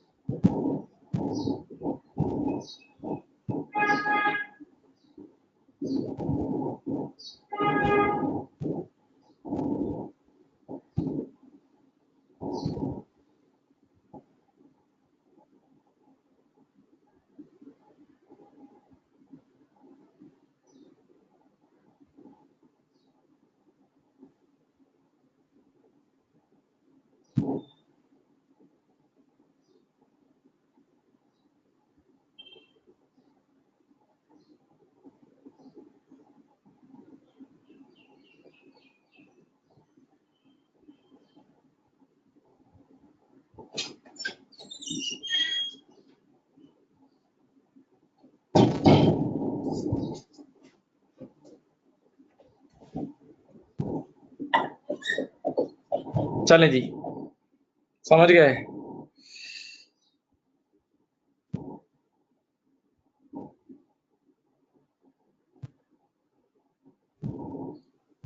चलें जी, अब क्या कर रहे हैं, अब जरा आप लोगों को थोड़ा ग्रो और करना है, बड़ा आईएएस है ये, एक क्लास वाला आईएएस नहीं चलेगा अभी, तो अब थोड़ा सा आपको ग्रूम और करना है, थोड़ा सा।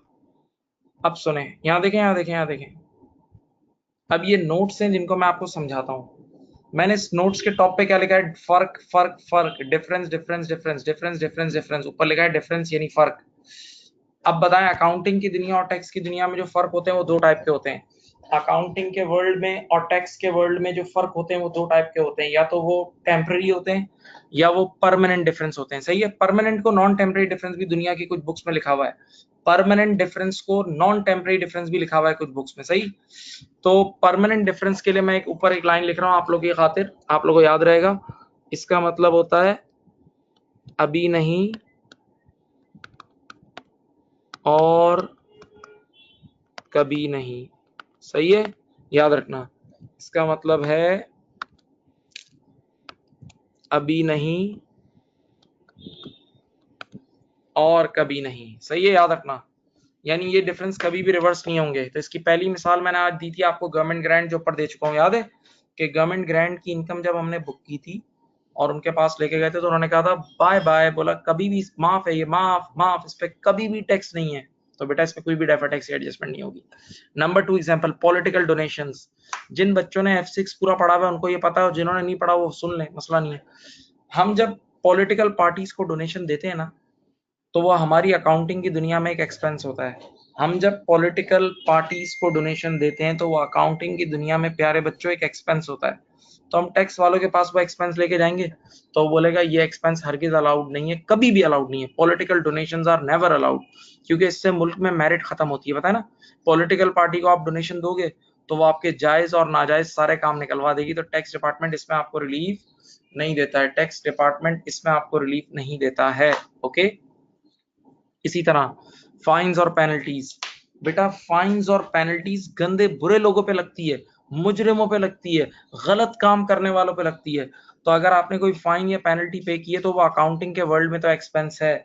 आपने कोई फाइन या पेनल्टी पे की है तो वो अकाउंटिंग के वर्ल्ड में तो एक्सपेंस है, लेकिन टैक्स वाले उसको अलाउ नहीं करेंगे और कभी भी अलाउ नहीं करेंगे। आप लेके जाओगे तो वो यही बोलेगा अभी नहीं और कभी भी नहीं। तो बेटा ये सारे परमानेंट डिफरेंस है हुजूर वाला, इन पर कोई डेफर टैक्स बुक नहीं होगा। ये परमानेंट डिफरेंस है जिन पर कोई कोई कोई डेफर टैक्स बुक नहीं होगा। अब आइए दूसरी तरफ जिस पे बात करनी है असल, दूसरे डिफरेंसेस का नाम है टेम्पररी डिफरेंस। थोड़ा सा अपने आप को ऑन करके बैठे, जागे जरा होश में, सीखने की नीयत से जबरदस्त आइए से। बेटा टेम्पररी डिफरेंस को प्यार से, मेरे प्यारे बच्चों, टेम्पररी डिफरेंस को प्यार से टाइमिंग डिफरेंस भी बोलते हैं। ये समझने के लिए वर्ड ज्यादा अच्छा है।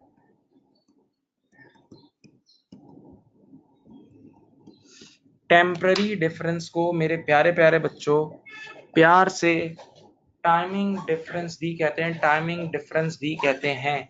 टेम्पररी डिफरेंस को प्यार से टाइमिंग डिफरेंस भी कहते हैं, टाइमिंग डिफरेंस भी कहते हैं। ओके, अब ये क्या है जरा सुनो इधर। बेटा इसका मतलब ये है कि मैं पहले बता रहा हूँ दो एग्जांपल, जो पहले टोटल 6 मिसालें लिखी हुई हैं, 6, दो मैं आपको समझा चुका हूँ, विद एंट्री समझा दिया, दो की तो मैंने एंट्री के साथ समझा दी है।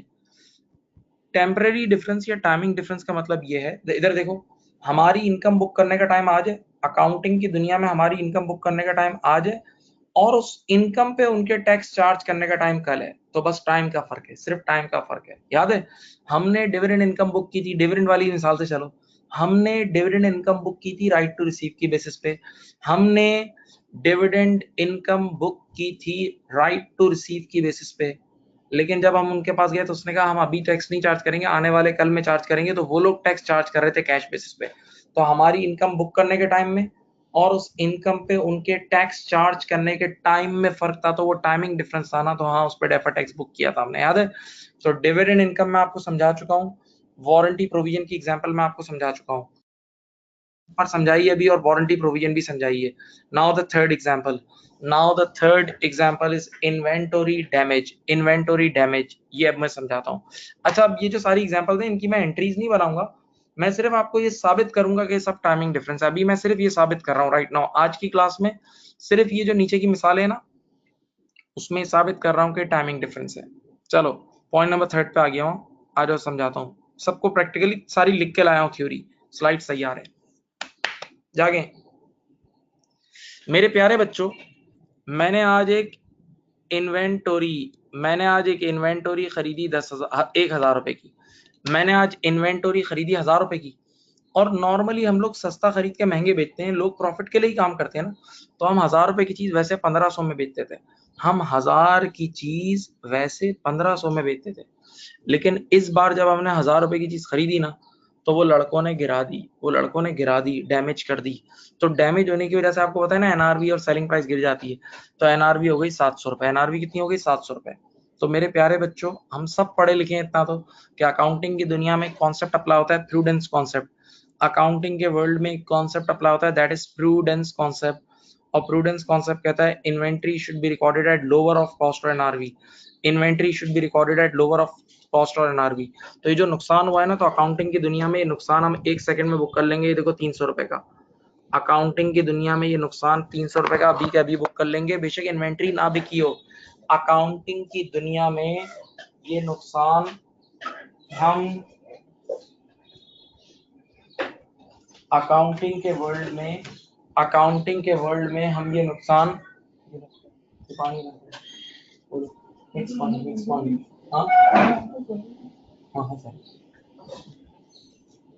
अकाउंटिंग की दुनिया में ये नुकसान हम 1 सेकंड में बुक कर लेंगे अभी के अभी, अकॉर्डिंग टू प्रूडेंस कॉन्सेप्ट। बेशक इन्वेंट्री बिकी ना हो, बेशक इन्वेंट्री अभी बिकी भी ना हो, लेकिन जब हम टैक्स वाले के पास जाएंगे ना, हम बोलेंगे प्लीज ये एक्सपेंस अलाउ कर दें, तो वो बोलेगा हम लोग प्रूडेंस को नहीं मानते। इधर देखें, हम लोग प्रूडेंस को नहीं मानते, हम आपको ये एक्सपेंस अलाउ कर देंगे जब अगले साल आप बेचोगे, जब आप अगले साल बेचोगे, जब आप नेक्स्ट ईयर बेचोगे तब अलाउ कर देंगे, अभी नहीं अलाउ कर रहे। तो इसका मतलब क्या हुआ, सोचो, टाइमिंग डिफरेंस है। हमारे एक्सपेंस बुक करने का टाइम आज है, हमारे एक्सपेंस बुक करने का टाइम आज है, लेकिन उस एक्सपेंस को उनके अलाउ करने का टाइम क्या है, कल है। तो टाइम डिफरेंस हुआ ना। पढ़ो नीचे थ्योरी पढ़ो, चलो पढ़ो पढ़ो सब। In accounting we book this loss immediately because of prudence, because in accountants we apply prudence, but tax department allow this next year when we sell this asset next year. Okay, once again this is timing difference, once again this is timing difference। हाँ, ये भी एक timing difference है।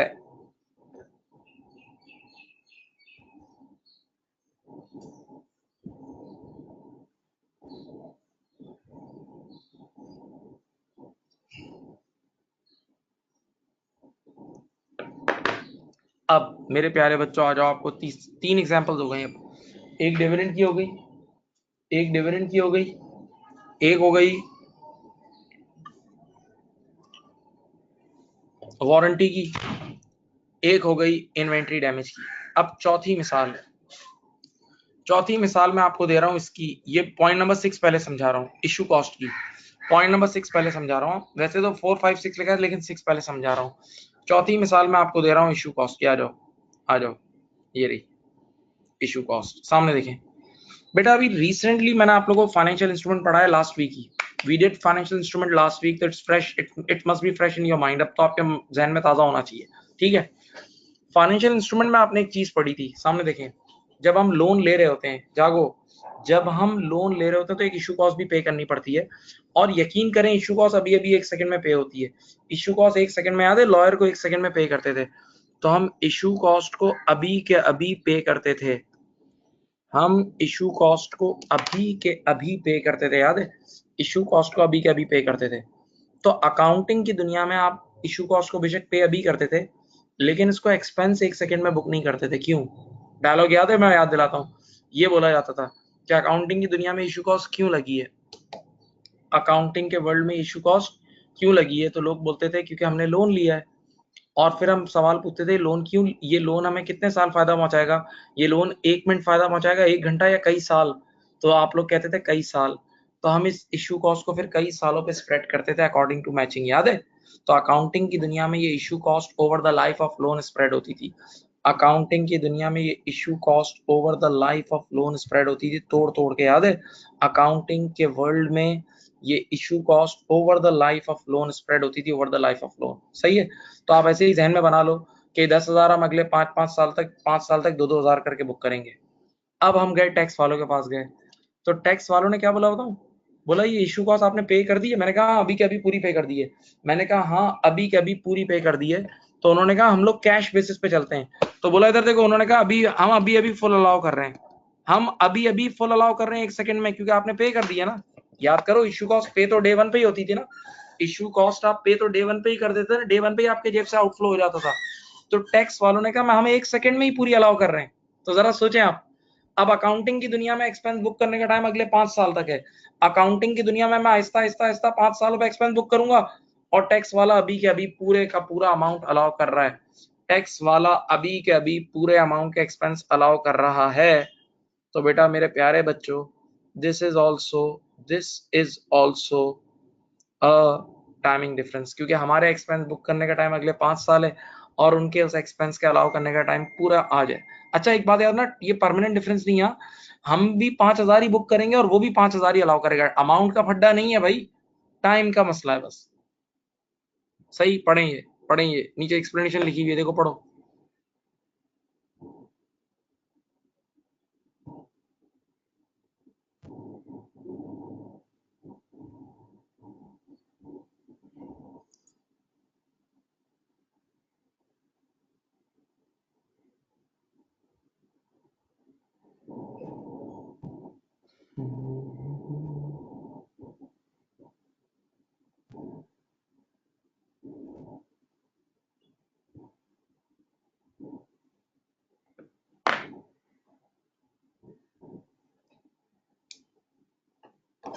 अब next example, एक और example है जिसका नाम है टैक्स एक्सेलरेटेड डेप्रिसिएशन, ये भी उसमें लिखी हुई थी, समझाता हूँ।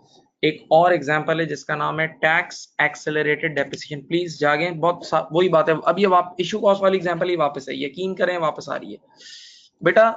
आज ईयर 0 पे हमने एक मशीन बाय की है, आज ईयर 0 पे हमने एक मशीन बाय की है 3,000 की। ईयर 0 पे एक ईयर 0 पे हमने एक मशीन बाय की है 3,000 की, सही है। पहले अकाउंटिंग पढ़ा रहा हूँ, और इस मशीन की लाइफ है 3 साल। ईयर 0 पर हमने एक मशीन बाय की है 3,000 की, और उस मशीन की लाइफ कितनी है? 3,000। हाँ, तो अकाउंटिंग की दुनिया में हम इसको 3 सालों पे स्प्रेड कर देंगे, क्योंकि ये इक्वल बेनिफिट दे रही है। लेट अस से this machine is giving me equal economic benefit, तो मैं इसको स्ट्रेट लाइन पे हलाल कर दूंगा। तो मैं 3,000 को डिवाइड बाय 3 करूंगा, 3,000 को डिवाइड बाय 3 करूंगा तो हर साल 1,000 का एक्सपेंस आ जाएगा। 3,000 को डिवाइड बाय 3 करूंगा तो हर साल 1,000 का एक्सपेंस आ जाएगा, ऐसा ही है। 3,000 को डिवाइड बाय 3 करूंगा तो हर साल 1,000। तो अकाउंटिंग की दुनिया में ये 3,000 का एक्सपेंस बुक होगा, लेकिन स्प्रेड होके। अकाउंटिंग की दुनिया में 3,000 का एक्सपेंस बुक होगा, लेकिन स्प्रेड होके 1,000 1,000 और 1,000, सही है। अब मैं टैक्स वालों के पास गया, जब मैं टैक्स वालों के पास गया, उन्होंने कहा आपने मशीन खरीद ली, मैंने कहा हाँ। तो उन्होंने कहा आजकल हमारे यहाँ एक स्कीम चल रही है कि हम लोग मोटिवेट करने के लिए जिस साल आप मशीन खरीदते हो उस साल फुल अलाउ कर देते हैं, जिस साल मशीन करते हो उसी साल हम फुल अलाउ कर देते हैं। देखो tax man will allow full now, tax man ने पूरे 3,000 अलाउ कर दिए।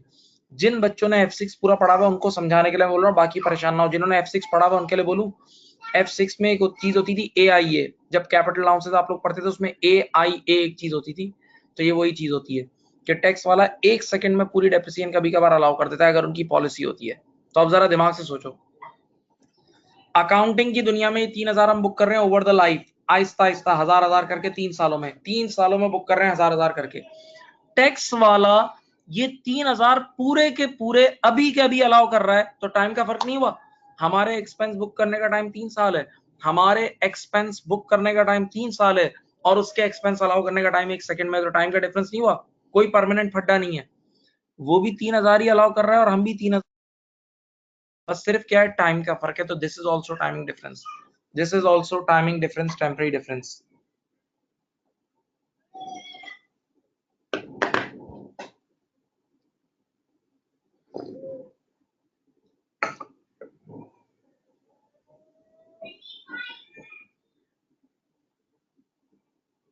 अब आखिरी मसला रह गया है IAS 38, आखिरी एग्जांपल रह गई है IAS 38 की,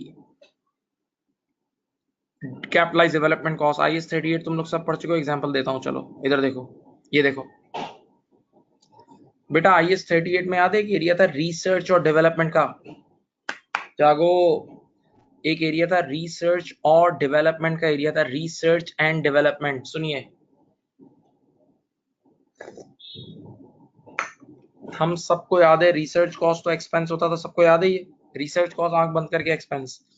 डेवलपमेंट स्टेज पर जब आप आते थे, और अगर आप वो 6 कंडीशन जिसको हम बोलते थे पायरेट, डेवलपमेंट स्टेज पर आप आते थे और उस पर वो 6 कंडीशन जिसको हम बोलते थे पायरेट, अगर वो मीट हो जाती थी तो फिर डेवलपमेंट कॉस्ट कैपिटलाइज होती थी, फिर डेवलपमेंट कॉस्ट एसेट रिकॉर्ड होती थी, याद है अकाउंटिंग की दुनिया में, याद है। तो लेटेस्ट से बेटा हम डेवलपमेंट स्टेज पर आ गए, हम डेवलपमेंट स्टेज पर आ गए, और इस साल हमने डेवलपमेंट कॉस्ट इनकर की है, अज्यूम करते हैं 50,000 की, तो उसकी एंट्री देख लो। डेवलपमेंट कॉस्ट की एंट्री बनेगी एसेट डेबिट 50,000 और कैश बेटा डेवलपमेंट कॉस्ट आप कैश की फॉर्म में अभी अभी लगा देते हो, डेवलपमेंट कॉस्ट कैश की फॉर्म में अभी अभी लग जाती है और कैपिटलाइज हो जाती है, एसेट रिकॉर्ड हो जाती है। सही है, आंखें खोलो। तो अकाउंटिंग की दुनिया में डेवलपमेंट कॉस्ट आज एसेट रिकॉर्ड हुई है, आज, क्योंकि कंडीशन मीट हो गई है। और जब, कान खोलो, मैं रिवाइज कर रहा हूँ IAS 38, कल जब ये प्रोजेक्ट लॉन्च होगा, कल जब ये प्रोजेक्ट लॉन्च होगा तो फिर इस खर्चे को एमोटाइज करेंगे, इसको एक्सपेंस बुक करेंगे ओवर द लाइफ कई सालों पे। सही है, आज एसेट बुक किया है और कल इसको आने वाले कल में आहिस्ता आहिस्ता करके एक्सपेंस बुक करेंगे over the life of loan जब ये प्रोजेक्ट लॉन्च होगा। याद है, यानी अकाउंटिंग की दुनिया में ये चीज पीएनएल में जाएगी कल आने वाले सालों में, आने वाले सालों में एक्सपेंस बुक होगी। अब टैक्स वाला क्या करता है, सुनो। टैक्स वाला आपको बोलता है आपने डेवलपमेंट कॉस्ट लगा दी, पैसे दे दिए, मैंने कहा दे दिए, आपने पैसे दे दिए, मैंने कहा दे दिए, तो वो अभी के अभी 1 सेकंड में फुल अलाउ कर देता है क्योंकि वो कैश बेसिस पे चल रहा होता है। तो बेटा सोचो, ईमानदारी से सोचो, जरा दिमाग पे जोर तो दो बेटा। Once again this is timing difference, once again this is timing difference. क्यों? हमारे एक्सपेंस बुक करने का टाइम कई साल है, हमारे एक्सपेंस बुक करने का टाइम क्या है, ओवर द लाइफ कई सालों पे स्प्रेड हो रहा है हमारा एक्सपेंस, और वो आज इमीडिएटली अलाउ कर रहे हैं, वो आज इमीडिएटली अलाउ कर रहे हैं, वो आज 1 सेकंड में अलाउ कर रहे हैं और हम कई सालों पे बुक कर रहे हैं। तो टाइमिंग का ही तो डिफरेंस है ये, सोचो। तो ये सारे टाइमिंग डिफरेंस है, अपने जहन को ग्रो करो। मैंने कुछ बहुत सारी मिसालें दे दी हैं।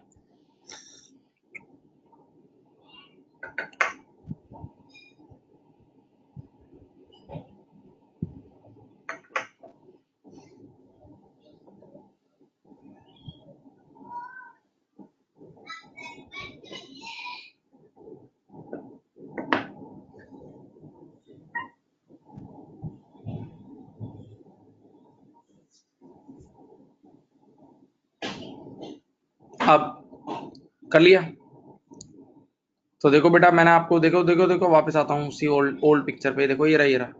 तो ऊपर लिखा हुआ है डिफरेंस, यानी फर्क फर्क फर्क फर्क, डिफरेंस डिफरेंस डिफरेंस। डिफरेंस दो टाइप के होते हैं, या तो टेम्परेरी होगा या परमानेंट होगा, या टेम्परेरी होगा या परमानेंट होगा। परमानेंट डिफरेंस के लिए क्या लाइन बताइए, अभी नहीं और कभी भी नहीं। और परमानेंट डिफरेंस पे कोई डेफर टैक्स नहीं होता, परमानेंट डिफरेंस पे हुजूर वाला कोई डेफर टैक्स नहीं होता, जबकि yes yes yes temporary difference पे डेफर टैक्स होता है। और टेम्परेरी डिफरेंस को समझने के लिए ये समझ लें कि it's a timing difference. Temporary difference एक टाइमिंग डिफरेंस है, टेम्परेरी डिफरेंस एक क्या है, टाइमिंग डिफरेंस है। ओके, पक्का। ये सारी मिसालें। अब मैं तुम्हें एक और चीज सिखाता हूँ। ऊपर लिखा हुआ है डिफरेंस, नीचे उसकी दो शाखें, चालाक हो जाओ। ऊपर लिखा है डिफरेंस, नीचे उसकी दो शाखें, एक परमानेंट और एक टेम्परेरी। अब अगर आप टेम्परेरी पे भी डबल क्लिक करोगे ना, आप अगर टेम्परेरी डिफरेंस पर डबल क्लिक करोगे तो टेम्परेरी डिफरेंस की भी अपनी दो टाइप हैं, और वो दोनों आपने पढ़ लिए, लेकिन अब ऑफिशियली डेफिनेशन के साथ पढ़ा रहा हूँ। अब देखो, टेम्परेरी डिफरेंसेस की भी दो टाइप है, इधर देखें, इधर देखें। टेम्परेरी डिफरेंसेस की भी दो टाइप है, यहाँ लिख रहा हूँ, types of temporary difference. Temporary difference, ये देखो, टाइप ऑफ टेम्परेरी डिफरेंस, ये रहा। पहला वाला कहलाता है टैक्सेबल टीडी का मतलब टेम्परेरी डिफरेंस। टीडी आज के बाद टेम्परेरी डिफरेंस को हम लोग लिखते हैं टीडी। पहला है टैक्सेबल टीडी और दूसरा है डिडक्टेबल टीडी। बेटा ये दो नाम है, एक है टैक्सेबल टीडी और एक है डिडक्टेबल टीडी। एक है टैक्सेबल टीडी और एक है डिडक्टेबल टीडी। बच्चे का क्या फर्क है, आराम आराम से सुनो, कुछ भी मुश्किल नहीं, आप पढ़ चुके हो, ये ऊपर वो रिवाइज हो रहा है। टैक्सेबल टीडी वो टीडी है, पहले सुने, बाय डेफिनेशन आधी लाइन की डेफिनेशन है। टैक्सेबल टीडी वो टीडी है कि जिसकी वजह से फ्यूचर के टैक्सेबल प्रॉफिट्स बढ़े, which results in increases of future taxable profits, because of which future taxable profits increases. Taxable temporary difference वो टेम्परेरी डिफरेंस है जिसकी वजह से फ्यूचर के टैक्सेबल प्रॉफिट्स बढ़े, यानी यानी यानी इन शॉर्ट, ये भी लिख देता हूं, in short you need to pay tax in future, in short. बेटा टैक्सेबल टीडी वो टीडी है जिसकी वजह से फ्यूचर के टैक्सेबल प्रॉफिट्स बढ़े, जिनकी वजह से फ्यूचर के टैक्सेबल प्रॉफिट्स बढ़ेंगे। तो जब फ्यूचर के टैक्सेबल प्रॉफिट्स बढ़ेंगे तो आपको फ्यूचर में टैक्स देना होगा। तो टैक्सेबल टेम्परेरी डिफरेंस की शॉर्टकट पहचान क्या है कि जिसकी वजह से आपको फ्यूचर में टैक्स देना पड़े। बच्चे ने कहा इसकी मिसाल दो, इसकी मिसाल दूं, सुने, आज की क्लास की पहली एग्जांपल, आज की क्लास की पहली एग्जांपल, आज की क्लास की पहली एग्जांपल, डिविडेंड वाली एग्जांपल याद है? डिविडेंड वाली एग्जांपल याद है भाई? डिविडेंड वाली एग्जांपल क्या थी? हमने डिविडेंड इनकम बुक कर लिया था राइट टू रिसीव की बेसिस पे, हमने डिविडेंड इनकम बुक किया था राइट टू रिसीव की बेसिस पे, और जब हम टैक्स वालों के पास लेके गए थे तो उन्होंने कहा था हम अभी टैक्स नहीं लेंगे, हाँ आने वाले कल में टैक्स लेंगे, तो हमें फ्यूचर में टैक्स देना है ना, हमें फ्यूचर में टैक्स देना था ना, तो वो टैक्सेबल टीडी था। क्या था? Taxable TD. और याद है उसकी एंट्री क्या बनी थी? मैं याद दिलाता हूँ, ये एंट्री बनी थी इसकी पीएनएल डेबिट, ये बनाई थी ना तुमने, पीएनएल डेबिट और डीटीएल क्रेडिट, याद है ना? तो देखो ये taxable TDs are multiplied with tax rate to calculate DTL, यानी taxable TDs results in deferred tax liability, taxable TDs results in deferred tax liability, taxable TDs results in deferred tax liability. तो फिर सुन लो, temporary difference की भी अपनी दो types हैं, temporary differences की भी बेटा अपनी दो टाइप्स हैं, एक होता है टैक्सेबल टेम्परेरी डिफरेंस और दूसरा होता है डिडक्टेबल टेम्परेरी डिफरेंस। एक होता है टैक्सेबल टेम्परेरी डिफरेंस और दूसरा होता है डिडक्टेबल टेम्परेरी डिफरेंस। सही है? टैक्सेबल टेम्परेरी डिफरेंस की क्या डेफिनेशन है? जिसकी वजह से फ्यूचर के टैक्सेबल प्रॉफिट्स इंक्रीज हो। तो जब फ्यूचर के टैक्सेबल प्रॉफिट बढ़ेंगे तो हमें फ्यूचर में टैक्स देना होगा। हाँ सही। इसकी मिसाल क्या है? डिविडेंड, और इस पर हम डेफर्ड टैक्स लायबिलिटी बुक करेंगे, जो हमने पहली मिसाल दी। अब what is deductible TD? What is deductible TD? Reversal, reverse है। जो टैक्सेबल टीडी था ना उसका उल्टा है, जो टैक्सेबल टीडी था उसका उल्टा है। टैक्सेबल टीडी की क्या डेफिनेशन थी? कि जिसकी वजह से फ्यूचर के टैक्सेबल प्रॉफिट्स बढ़े। तो डिडक्टेबल टीडी की क्या डेफिनेशन है? कि जिसकी वजह से फ्यूचर के टैक्सेबल प्रॉफिट्स कम हो जाए, यानी फ्यूचर में हमें टैक्स रिलीफ मिले, फ्यूचर में हमें टैक्स रिलीफ मिले। तो याद रखना इसकी पहचान क्या है? जिसकी वजह जब भी फ्यूचर के टैक्सेबल प्रॉफिट्स कम होंगे तो डिडक्टेबल टीडी है। या और छोटी पहचान बताऊं, जब भी हमें फ्यूचर में टैक्स रिलीफ मिलेगा, क्योंकि जब फ्यूचर में टैक्सेबल प्रॉफिट्स कम होंगे तो हमारा टैक्स बचेगा ना, फ्यूचर के टैक्सेबल प्रॉफिट्स कम होंगे तो हमारा टैक्स बचेगा ना। हाँ, तो बस जब भी हमें फ्यूचर में टैक्स रिलीफ मिलेगा तो वो हमारा डिडक्टेबल टीडी है। बच्चे ने का मिसाल क्या है? याद है वारंटी प्रोविजन, जो आज अभी मिसाल दी थी, आज की क्लास की दूसरी मिसाल जो नहीं थी टॉप से, वारंटी प्रोविजन, वो क्या थी? हमने एक एंट्री बनाई थी वारंटी प्रोविजन की, एक्सपेंस डेबिट और प्रोविजन क्रेडिट। हमने वारंटी प्रोविजन की एंट्री बनाई थी एक्सपेंस डेबिट और प्रोविजन क्रेडिट, याद आया? और हम उस एंट्री को जब टैक्स वालों के पास लेके गए थे तो टैक्स वालों ने कहा था ये एक्सपेंस अभी अलाउ नहीं है, ये एक्सपेंस हम अलाउ करेंगे आने वाले कल में जब आप पे ऑफ करेंगे, ये एक्सपेंस हम अलाउ करेंगे आने वाले कल में जब आप पे ऑफ करेंगे, जब आप पे ऑफ करेंगे, याद है? तो जब टैक्स वाले फ्यूचर में एक्सपेंस अलाउ करेंगे तो फ्यूचर में टैक्स बेनिफिट मिलेगा ना, टैक्स बेनिफिट, तो फ्यूचर के टैक्सेबल प्रॉफिट्स कम हो जाएंगे ना, सोचो।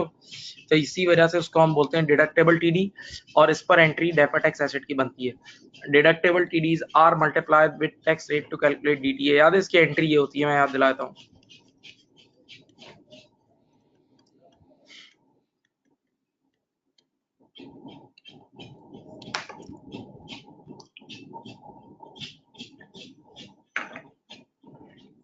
मैं खामोश हूँ, एक मिनट, ये देख लें, ये देख लें भाई, ये देख लें।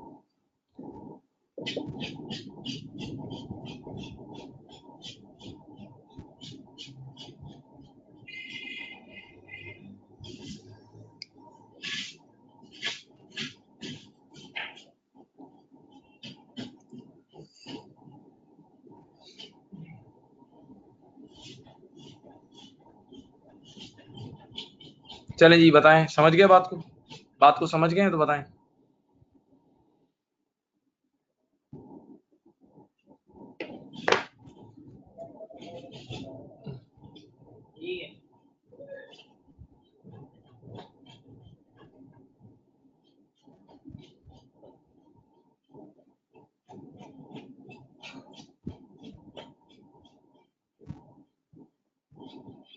बेटा बात समझ गए तो एक मैसेज करें प्लीज, यहाँ तक अगर समझ गए तो एक मैसेज करें प्लीज, थैंक यू।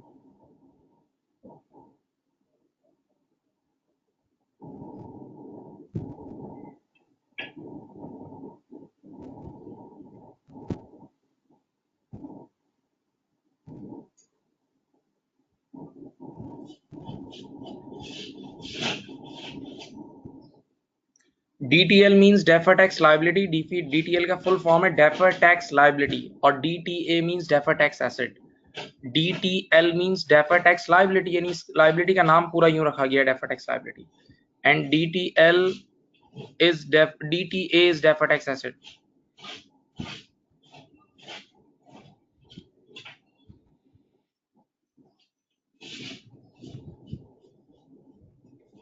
चलो अब मेरी बात सुनो।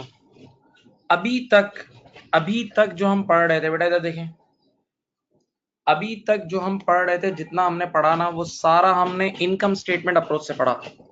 अभी तक हम जो भी डेफर्ड टैक्स पढ़ रहे थे, उस अप्रोच का नाम था इनकम स्टेटमेंट अप्रोच। उस अप्रोच का नाम क्या था? Income statement approach. सही है। अब हम जो अप्रोच शुरू करेंगे उसका नाम है एसओएफपी अप्रोच। सर आपने इनकम स्टेटमेंट अप्रोच क्यों पढ़ा? जरा एक मिनट सुने।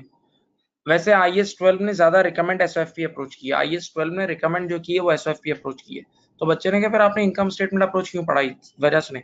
इनकम स्टेटमेंट अप्रोच लॉजिकल है, जिसमें पूरी मैचिंग आपने सीखी। डेफर्ड टैक्स दुनिया में क्यों आया? देखो मैंने वो जो कहानियां नहीं सुनाई थी शेयर होल्डर की, बीवी की, ये वो, तो उसमें कहानी एक लॉजिक थी, यानी उसमें वजह बताई गई थी डेफर्ड टैक्स की।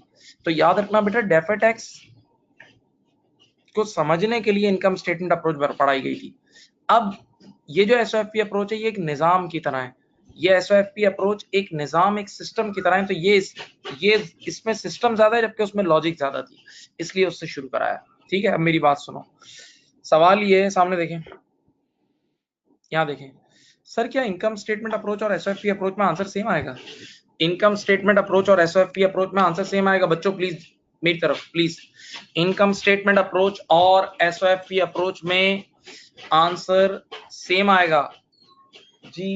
इसको बोलो जरा रुके यार, इनकम स्टेटमेंट अप्रोच और एसओएफपी अप्रोच में आंसर सेम आएगा, बिल्कुल सेम आएगा। बच्चे ने कहा वजह? बेटा वजह यह है कि इनकम स्टेटमेंट और एसओएफपी के बीच में एक ताल्लुक है, यानी हर वो चीज जो इनकम स्टेटमेंट में जा रही है वो अल्टीमेटली एसओएफपी में भी जाती है। हर वो चीज जो इनकम स्टेटमेंट में जा रही है वो अल्टीमेटली एसओएफपी में भी जाती है। एग्जांपल दूं, क्रेडिट सेल्स। क्रेडिट सेल्स की एंट्री क्या होती है? क्रेडिट सेल्स की एंट्री होती है रिसीवेबल डेबिट और सेल्स क्रेडिट, रिसीवेबल डेबिट और सेल्स क्रेडिट। तो अगर रिसीवेबल वाला हिस्सा बैलेंस शीट में जा रहा है, रिसीवेबल वाला हिस्सा बैलेंस शीट में जा रहा है, तो सेल्स वाला हिस्सा इनकम स्टेटमेंट में जाएगा ना। रिसीवेबल वाला हिस्सा बैलेंस शीट में जा रहा है तो सेल्स इनकम स्टेटमेंट में जाएगा। हाँ, तो बेटा इसका मतलब इनकम स्टेटमेंट में जो भी चीज आती है वो बैलेंस शीट में भी आती है, वो एसओएफपी में भी आती है। सही है।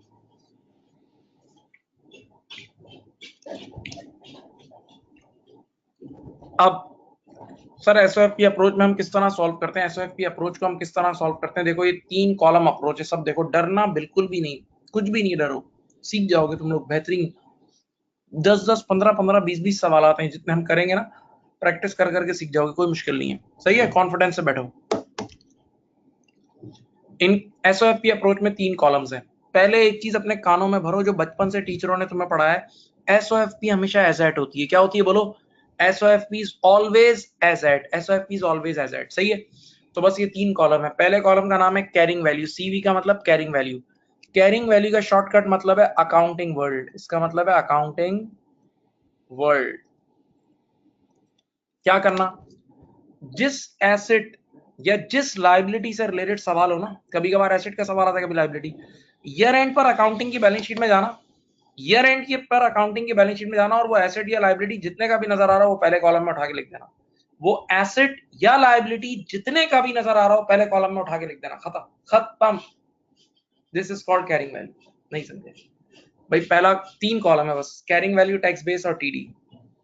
पहला कॉलम, फर्स्ट कॉलम क्या है?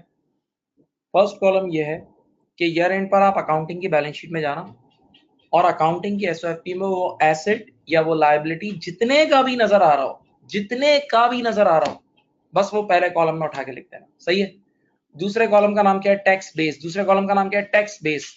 टैक्स बेस का मतलब वो एसेट या लायबिलिटी टैक्स वालों की नजर में कितने का है, वो एसेट या लायबिलिटी टैक्स वालों की नजर में कितने का है, यानी टैक्स वालों की दुनिया में, टैक्स वालों की बैलेंस शीट में कितने का है। सही है। तो that is called tax base. और इन दोनों का जो डिफरेंस होगा वो होगा टेम्पररी डिफरेंस। सही है। अब रूल्स सुनो, रूल्स मैं आपको बता रहा हूं, यहाँ देखें आपके सामने रूल्स बता रहा हूं। एसेट का केस हो, देखो पहला केस सुनो, एसेट का केस हो और उसमें कैरिंग वैल्यू ज्यादा हो, एसेट का केस हो उसमें एसेट की कैरिंग वैल्यू ज्यादा हो, अकाउंटिंग की दुनिया की कैरिंग वैल्यू ज्यादा हो, टैक्स बेस कम हो, तो रिजल्टिंग टेम्पररी डिफरेंस हमेशा टैक्सेबल टीडी होगा। एसेट का केस हो, कैरिंग वैल्यू ज्यादा हो और टैक्स बेस कम हो, तो रिजल्टिंग टेम्पररी डिफरेंस हमेशा टैक्सेबल टीडी होगा। सेकंड, एसेट का केस हो, एसेट का केस हो और उसमें कैरिंग वैल्यू कम हो, अकाउंटिंग की दुनिया की वैल्यू कम हो और टैक्स बेस ज्यादा हो, तो resulting temporary difference deductible TD होगा, resulting temporary difference deductible TD होगा। बस ये दो रूल्स याद कर लो, फिर बोल रहा हूं, बल्कि पहला याद कर लो। जाओ, एसिड की कैरिंग वैल्यू ज्यादा हो, एसिड का केस हो, कैरिंग वैल्यू ज्यादा और टैक्स बेस कम हो तो टैक्सेबल टीडी होगा। अब इसी को उल्टा करो, एसिड का केस हो, कैरिंग वैल्यू कम है और टैक्स बेस ज्यादा है तो डिडक्टेबल टीडी होगा। ये दोनों पढ़ लिए, ये दोनों पढ़ लिए। और अब एक आवाज एक साथ हम सब मिलके बोल रहे हैं, सुने, rules are reverse for liabilities. खत्म। क्या बोला? Rules are reverse for liabilities. देखो, rules are reverse for liabilities, देख लीजिए, देख लीजिए, देख लें। लाइबिलिटी के केस में कैरिंग वैल्यू ज्यादा होगी, टैक्स बेस कम होगा तो डिडक्टेबल है, कैरिंग वैल्यू कम है, टैक्स बेस ज्यादा है तो टैक्सेबल है। सिर्फ ऊपर वाला जहन में एक बार याद कर लो तो नीचे वाले उल्टा करके कर लेना। बच्चे ने कहा जो आपने सिस्टम हमें लिखवाया क्या ये सही है, क्या ये कारामद है? मैंने कहा मैं ऐसी दलीलें दूंगा कि आपको यकीन आ जाएगा कि ये बिल्कुल सही है।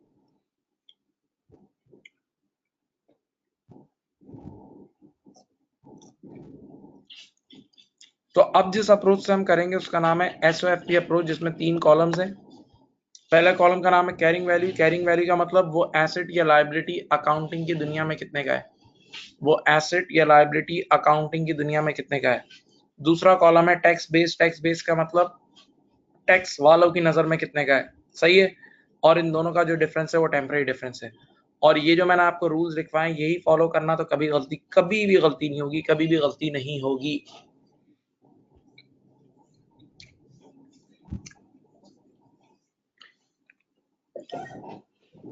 अब सुनो, इंसानी नफ्सियात। बच्चे ने कहा कि यार एक पहले तो हमें साबित करो ये चीज सही है। मैंने कहा मैं कर दूंगा, आज की क्लास एंड होने से पहले कर दूंगा। मैंने आप लोग को जो ऊपर पढ़ाया था वो इनकम स्टेटमेंट अप्रोच से पढ़ाया था। किससे पढ़ाया था? इनकम स्टेटमेंट अप्रोच से। हाँ, तो मैं अब कुछ छोटे छोटे सवाल आपको कर रहा हूँ, इतने छोटे छोटे से। वो पहले इनकम स्टेटमेंट से कराऊंगा वही सवाल, और वही सवाल फिर बैलेंस शीट से कराऊंगा, तो आंसर सेम आएंगे। तो आपका यकीन बनना शुरू हो जाएगा कि यार ये सिस्टम सही है। फिर बोलता हूँ, मैंने आपको इनकम स्टेटमेंट अप्रोच से पढ़ाया ना, वो मैचिंग कर करके। तो मैं अब आपको इनकम स्टेटमेंट अप्रोच से पढ़ाऊंगा एक सवाल, और वही सवाल उसी वक्त एसओएफपी अप्रोच से भी करा दूंगा। तो आपको पता लग जाएगा आंसर सेम आ रहा है, आपका स्टैब्लिश होना शुरू हो जाएगा यकीन। सही। आइए मैं आपको पहला छोटा सा सवाल कराता हूँ इन्वेंट्री के ऊपर। इन्वेंट्री के ऊपर एक सवाल कराता हूँ, कॉन्फिडेंस से बैठे हैं बिल्कुल। सुनो भाई, आज हमने 1000 रुपए की एक इन्वेंट्री खरीदी। आज हमने 1000 रुपए की एक इन्वेंट्री खरीदी, ठीक है। लड़कों ने उठा के उस इन्वेंट्री को गिरा दिया। बेटा प्लीज इन्वॉल्व हो, प्लीज काइंडली इन्वॉल्व हो। आज हमने 1000 रुपए की एक इन्वेंटरी खरीदी, लड़कों ने उठा के इन्वेंटरी को गिरा दिया, तो इन्वेंटरी की कीमत गिर गई और वो हो गई 700 की। तो अकाउंटिंग की दुनिया में आपको पता है ना, मैचिंग, वो प्रूडेंस कॉन्सेप्ट कहता है कि नुकसान 1 सेकंड में बुक कर लो। तो अब इस नुकसान को बुक करने की बाकायदा एंट्री बनती है। देखो 300 रुपए का नुकसान हुआ है ना, ये देखें। तो अकाउंटिंग की दुनिया में ये एंट्री बनेगी, पीएनएल डेबिट और इन्वेंटरी क्रेडिट। ये अकाउंटिंग की एंट्री, ये अकाउंटिंग की एंट्री बना दी, बना दी। अब मैं पहले इनकम स्टेटमेंट वही जो पुरानी अप्रोच से पढ़ा रहा हूँ। अब इस एक्सपेंस को लेके मैं भागा भागा टैक्स वालों के पास गया। मैं इस एक्सपेंस को लेके भागा भागा टैक्स वालों के पास गया। मैंने कहा यार प्लीज अलाउ कर दो। तो टैक्स वालों ने बोला अभी हम अलाउ नहीं करेंगे, हम आपको अगले साल अलाउ करेंगे। तो बेशक, कान खोलो, टैक्स वाला अगले साल अलाउ करेगा, बेशक वो बेनिफिट अगले साल देगा, लेकिन मैं तो आज ही मैच करूंगा ना। मैंने तो आज एक्सपेंस बुक किया तो मैं आज ही उसको मैच कर लूंगा। मैं तो आज ही उसे मैच कर लूंगा, आज ही उसे मैच कर लूंगा, मैं तो उसे आज ही मैच कर लूंगा। हाँ, तो मैंने लेटेस्ट से मुल्क में टैक्स रेट है 20%। मुल्क में टैक्स रेट कितना है? तो इस 300 का टैक्स बेनिफिट कितना आएगा? इस 300 का टैक्स बेनिफिट आएगा 20% 60। तो मैं नीचे एंट्री बनाऊंगा 300 का 20% 60, डीटीए डेबिट और पीएनएल क्रेडिट। और आंखें खोलो, मैचिंग देख लो। जिस पीरियड में 300 का एक्सपेंस बुक हुआ है उसी पीरियड में 60 का टैक्स बेनिफिट भी मैच हो गया। आमने सामने मैचिंग हो गई। याद है इसी तरह करते थे आप लोग कि जिस पीरियड में एक्सपेंस बुक करते थे उसका टैक्स बेनिफिट भी उसी पीरियड में मैच करते थे। तो ये वाला काम जो भी आपने किया ना, ये वाला काम जो अभी आपने किया, ये किस मेथड से किया? इनकम स्टेटमेंट अप्रोच, जो पुरानी अप्रोच थी।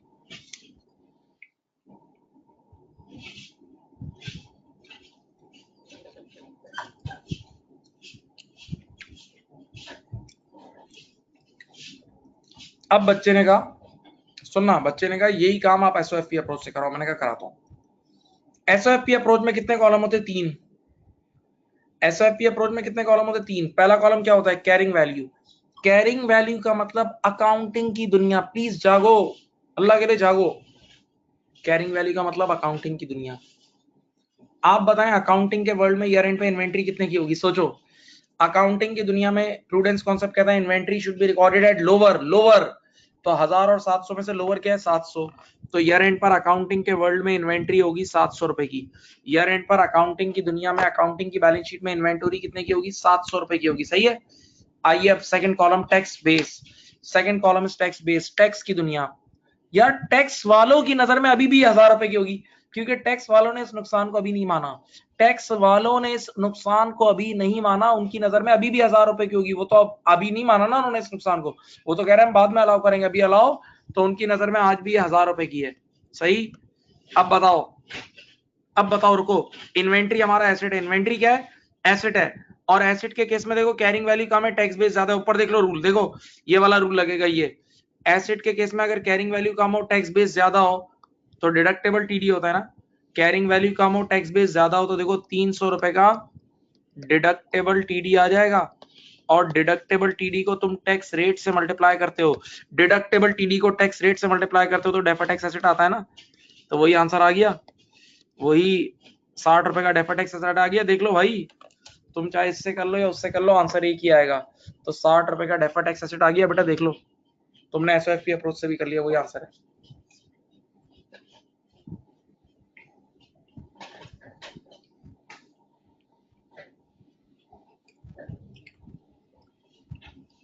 सही।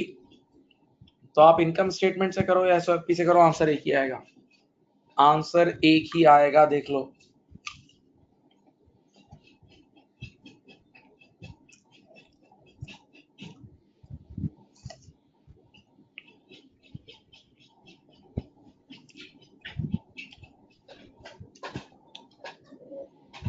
सही। अब यहां देखिए, बच्चे ने कहा एक और मिसाल हो सकता, एक से बच्चे ने कहा पेट नहीं भरेगा, 2-3 मिसालें तो पूरा साबित करो ये निजाम सही है। मैंने कहा कर दूंगा भाई, हाजिर है, चांद हाजिर है। आइए सेकंड मिसाल, ये वही डिविडेंड की जो ऊपर दी थी, ऊपर आज की क्लास में एग्जांपल दी थी, वही वापस से करा रहा हूं। हमने आज एक कंपनी के शेयर लिए हुए थे, उस कंपनी ने डिविडेंड डिक्लेयर कर दिए। जिस कंपनी के शेयर लिए थे उसने डिविडेंड डिक्लेयर किए, तो उनके ऊपर तो ऑब्लिगेशन आ गई, और हमारे पास बेटा क्या आ गया? Right to receive.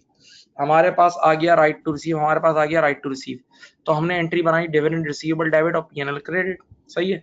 अब ये इनकम हम टैक्स वालों के पास लेके गए, हमने कहा प्लीज टैक्स ले लीजिए। तो टैक्स वालों ने कहा यार हम अभी टैक्स नहीं लेंगे, हम तो रिसीव बेसिस पे टैक्स लेते हैं। जब आप अगले साल डिविडेंड रिसीव करेंगे तब हम टैक्स लेंगे। बोला अभी नहीं चाहिए।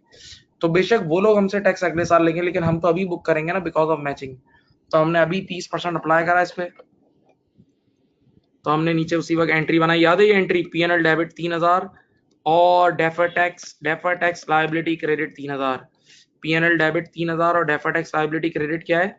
3000। देखो, तो जिस पीरियड में हमने इनकम बुक की है उसी पीरियड में उसका टैक्स एक्सपेंस मैच कर दिया है। जिस पीरियड में हमने इनकम बुक की है उसी पीरियड में उसका टैक्स एक्सपेंस भी हमने मैच कर दिया है।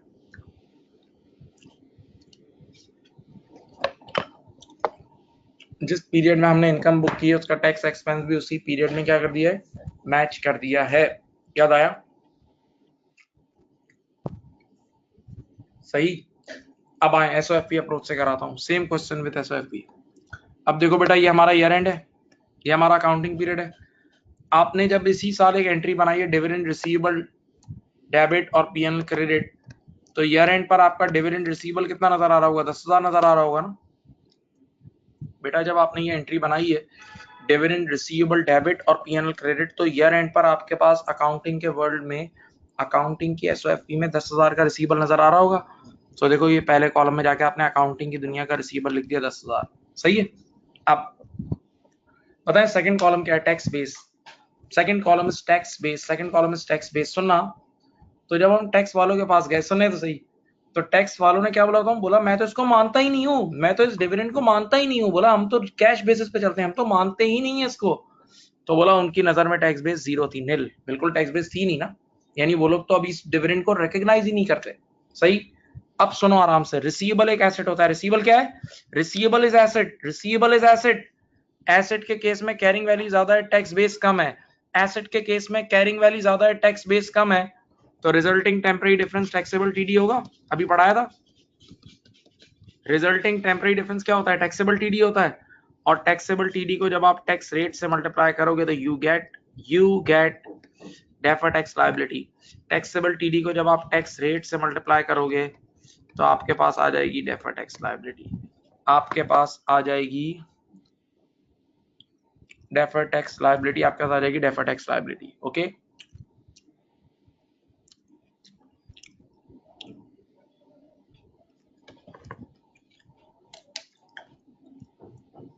देख लो बेटा, देखो दोनों में सेम आंसर आया, इधर भी डीटीएल 3000 रुपए आ रही है, उसमें भी 3000 आ रही है।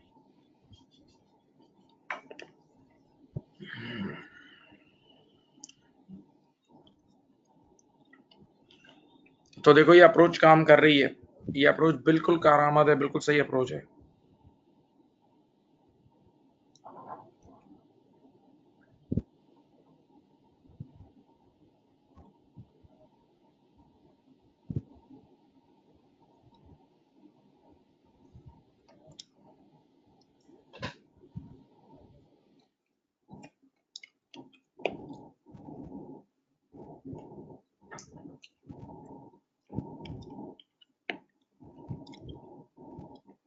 अब बच्चे ने एक रिक्वेस्ट की, बच्चे ने कहा सर आपने दोनों जो क्वेश्चंस कराए हैं ना, वो दोनों सवालात आपने एसेट के कराए, एक लायबिलिटी का भी कराए। आपने जो दोनों सवालात कराए वो एसेट के कराए, एक लायबिलिटी का भी करा दे। मैंने कहा हाजिर हैं प्लीज। ये देखें, ये वारंटी प्रोविजन, ये आपको ऊपर पढ़ा चुका हूँ, आज की क्लास में ये पढ़ा चुका हूँ। सुनो बेटा, IAS 37 के थ्रू हमने इस बार सेल्स की थी और लोगों को वारंटी दी, तो प्रेजेंट ऑब्लिगेशन, प्रोबेबल आउटफ्लो और लायबल एस्टिमेट वाले तीनों कंडीशन मीट हुई, तो हमने फौरन से वारंटी प्रोविजन बुक किया, और हमने एंट्री बनाई P&L डेबिट 10,000 और प्रोविजन फॉर वारंटीज क्रेडिट 10,000। हमने एंट्रीज बनाई P&L डेबिट 10,000 और प्रोविजन फॉर वारंटीज क्रेडिट कितना? 10,000। सही है, वापस से सुना रहा हूँ, पहले सुन चुके हो। इस एक्सपेंस को लेके हम टैक्स वालों के पास गए, हमने कहा यार प्लीज अलाउ कर दें। उसने कहा ना, बोला, उसने कहा हम नहीं करेंगे, हम उसको आने वाले कल में अलाउ करेंगे, हम इस एक्सपेंस को आने वाले कल में अलाउ करेंगे जब आप पे ऑफ करोगे। सही है, तो लेकिन बेटा मैं तो आज ही इसको मैच करूंगा, मैं तो इसका टैक्स बेनिफिट आज ही मैच करूंगा, याद है मैचिंग प्रिंसिपल के थ्रू। तो मैंने जब उसने मुझे बोला ना फ्यूचर में टैक्स बेनिफिट देंगे, तो ये डिडक्टेबल टीडी हुआ। जब फ्यूचर में बेनिफिट मिलता है, पे नहीं करना, बेनिफिट मिलेगा, तो ये डिडक्टेबल टीडी हुआ। और डिडक्टेबल टीडी पे आपको पता है डेफर्ड टैक्स एसेट बुक होता है। तो मैंने फौरन से इस पे 30% अप्लाई किया और नीचे एंट्री बना दी, देखो DTA डेबिट 3000 और P&L क्रेडिट 3000। और अब आप मैचिंग सोचो तो सही, मैचिंग है क्या? देखो जिस पीरियड में एक्सपेंस बुक कर रहे हैं उसका टैक्स बेनिफिट भी उसी पीरियड में मैच हो रहा है ना, आमने सामने। देखो जिस पीरियड में एक्सपेंस बुक हो रहा है उसी पीरियड में उसका टैक्स बेनिफिट भी मैच हो रहा है। याद आया? ये आप लोगों ने एग्जांपल की थी, सही।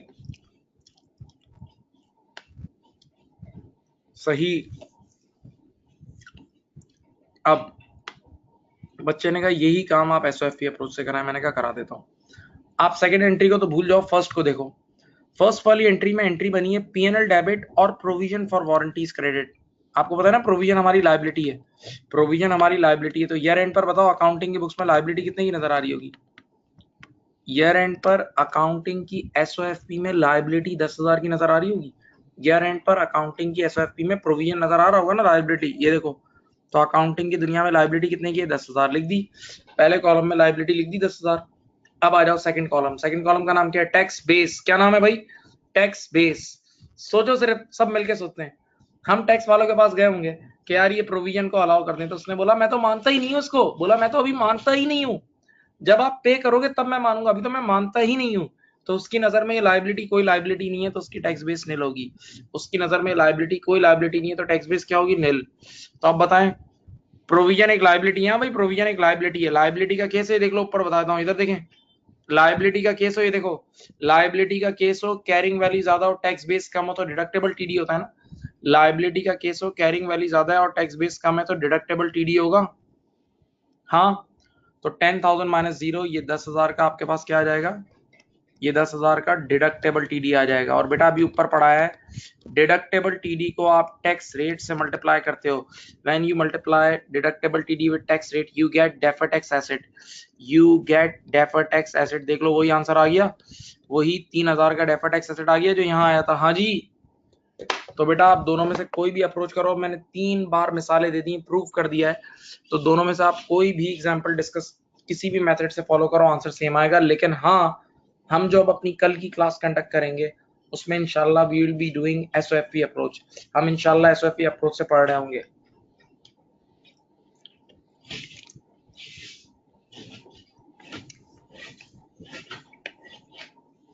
सही बात समझ गए? मैसेज तो करो यार, मैसेज करो एक।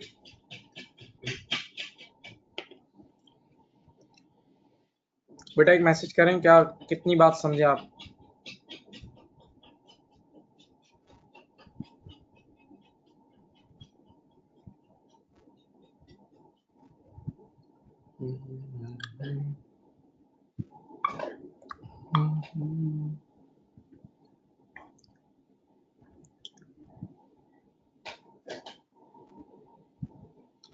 चलो जी, आज के लिए इतना ही रख रहे हैं प्यारे बच्चों। इंशाल्लाह कल हम अपने रूटीन टाइम पे होंगे। आज जरा टाइम चेंज करना पड़ा था, एक मजबूरी थी, तो इंशाल्लाह कल रूटीन टाइम पे ही मिलेंगे। अपना बहुत ज्यादा ख्याल रखिएगा, ठीक है? और काइंडली बुक रीडिंग जरूर करें, बुक रीडिंग लाजमी करें, मैं बार बार बोल रहा हूँ, कोई वजह है, ठीक है? फाइनेंशियल इंस्ट्रूमेंट IFRS 15 तो लाजमी बुक रीड करें। अल्लाह हाफिज।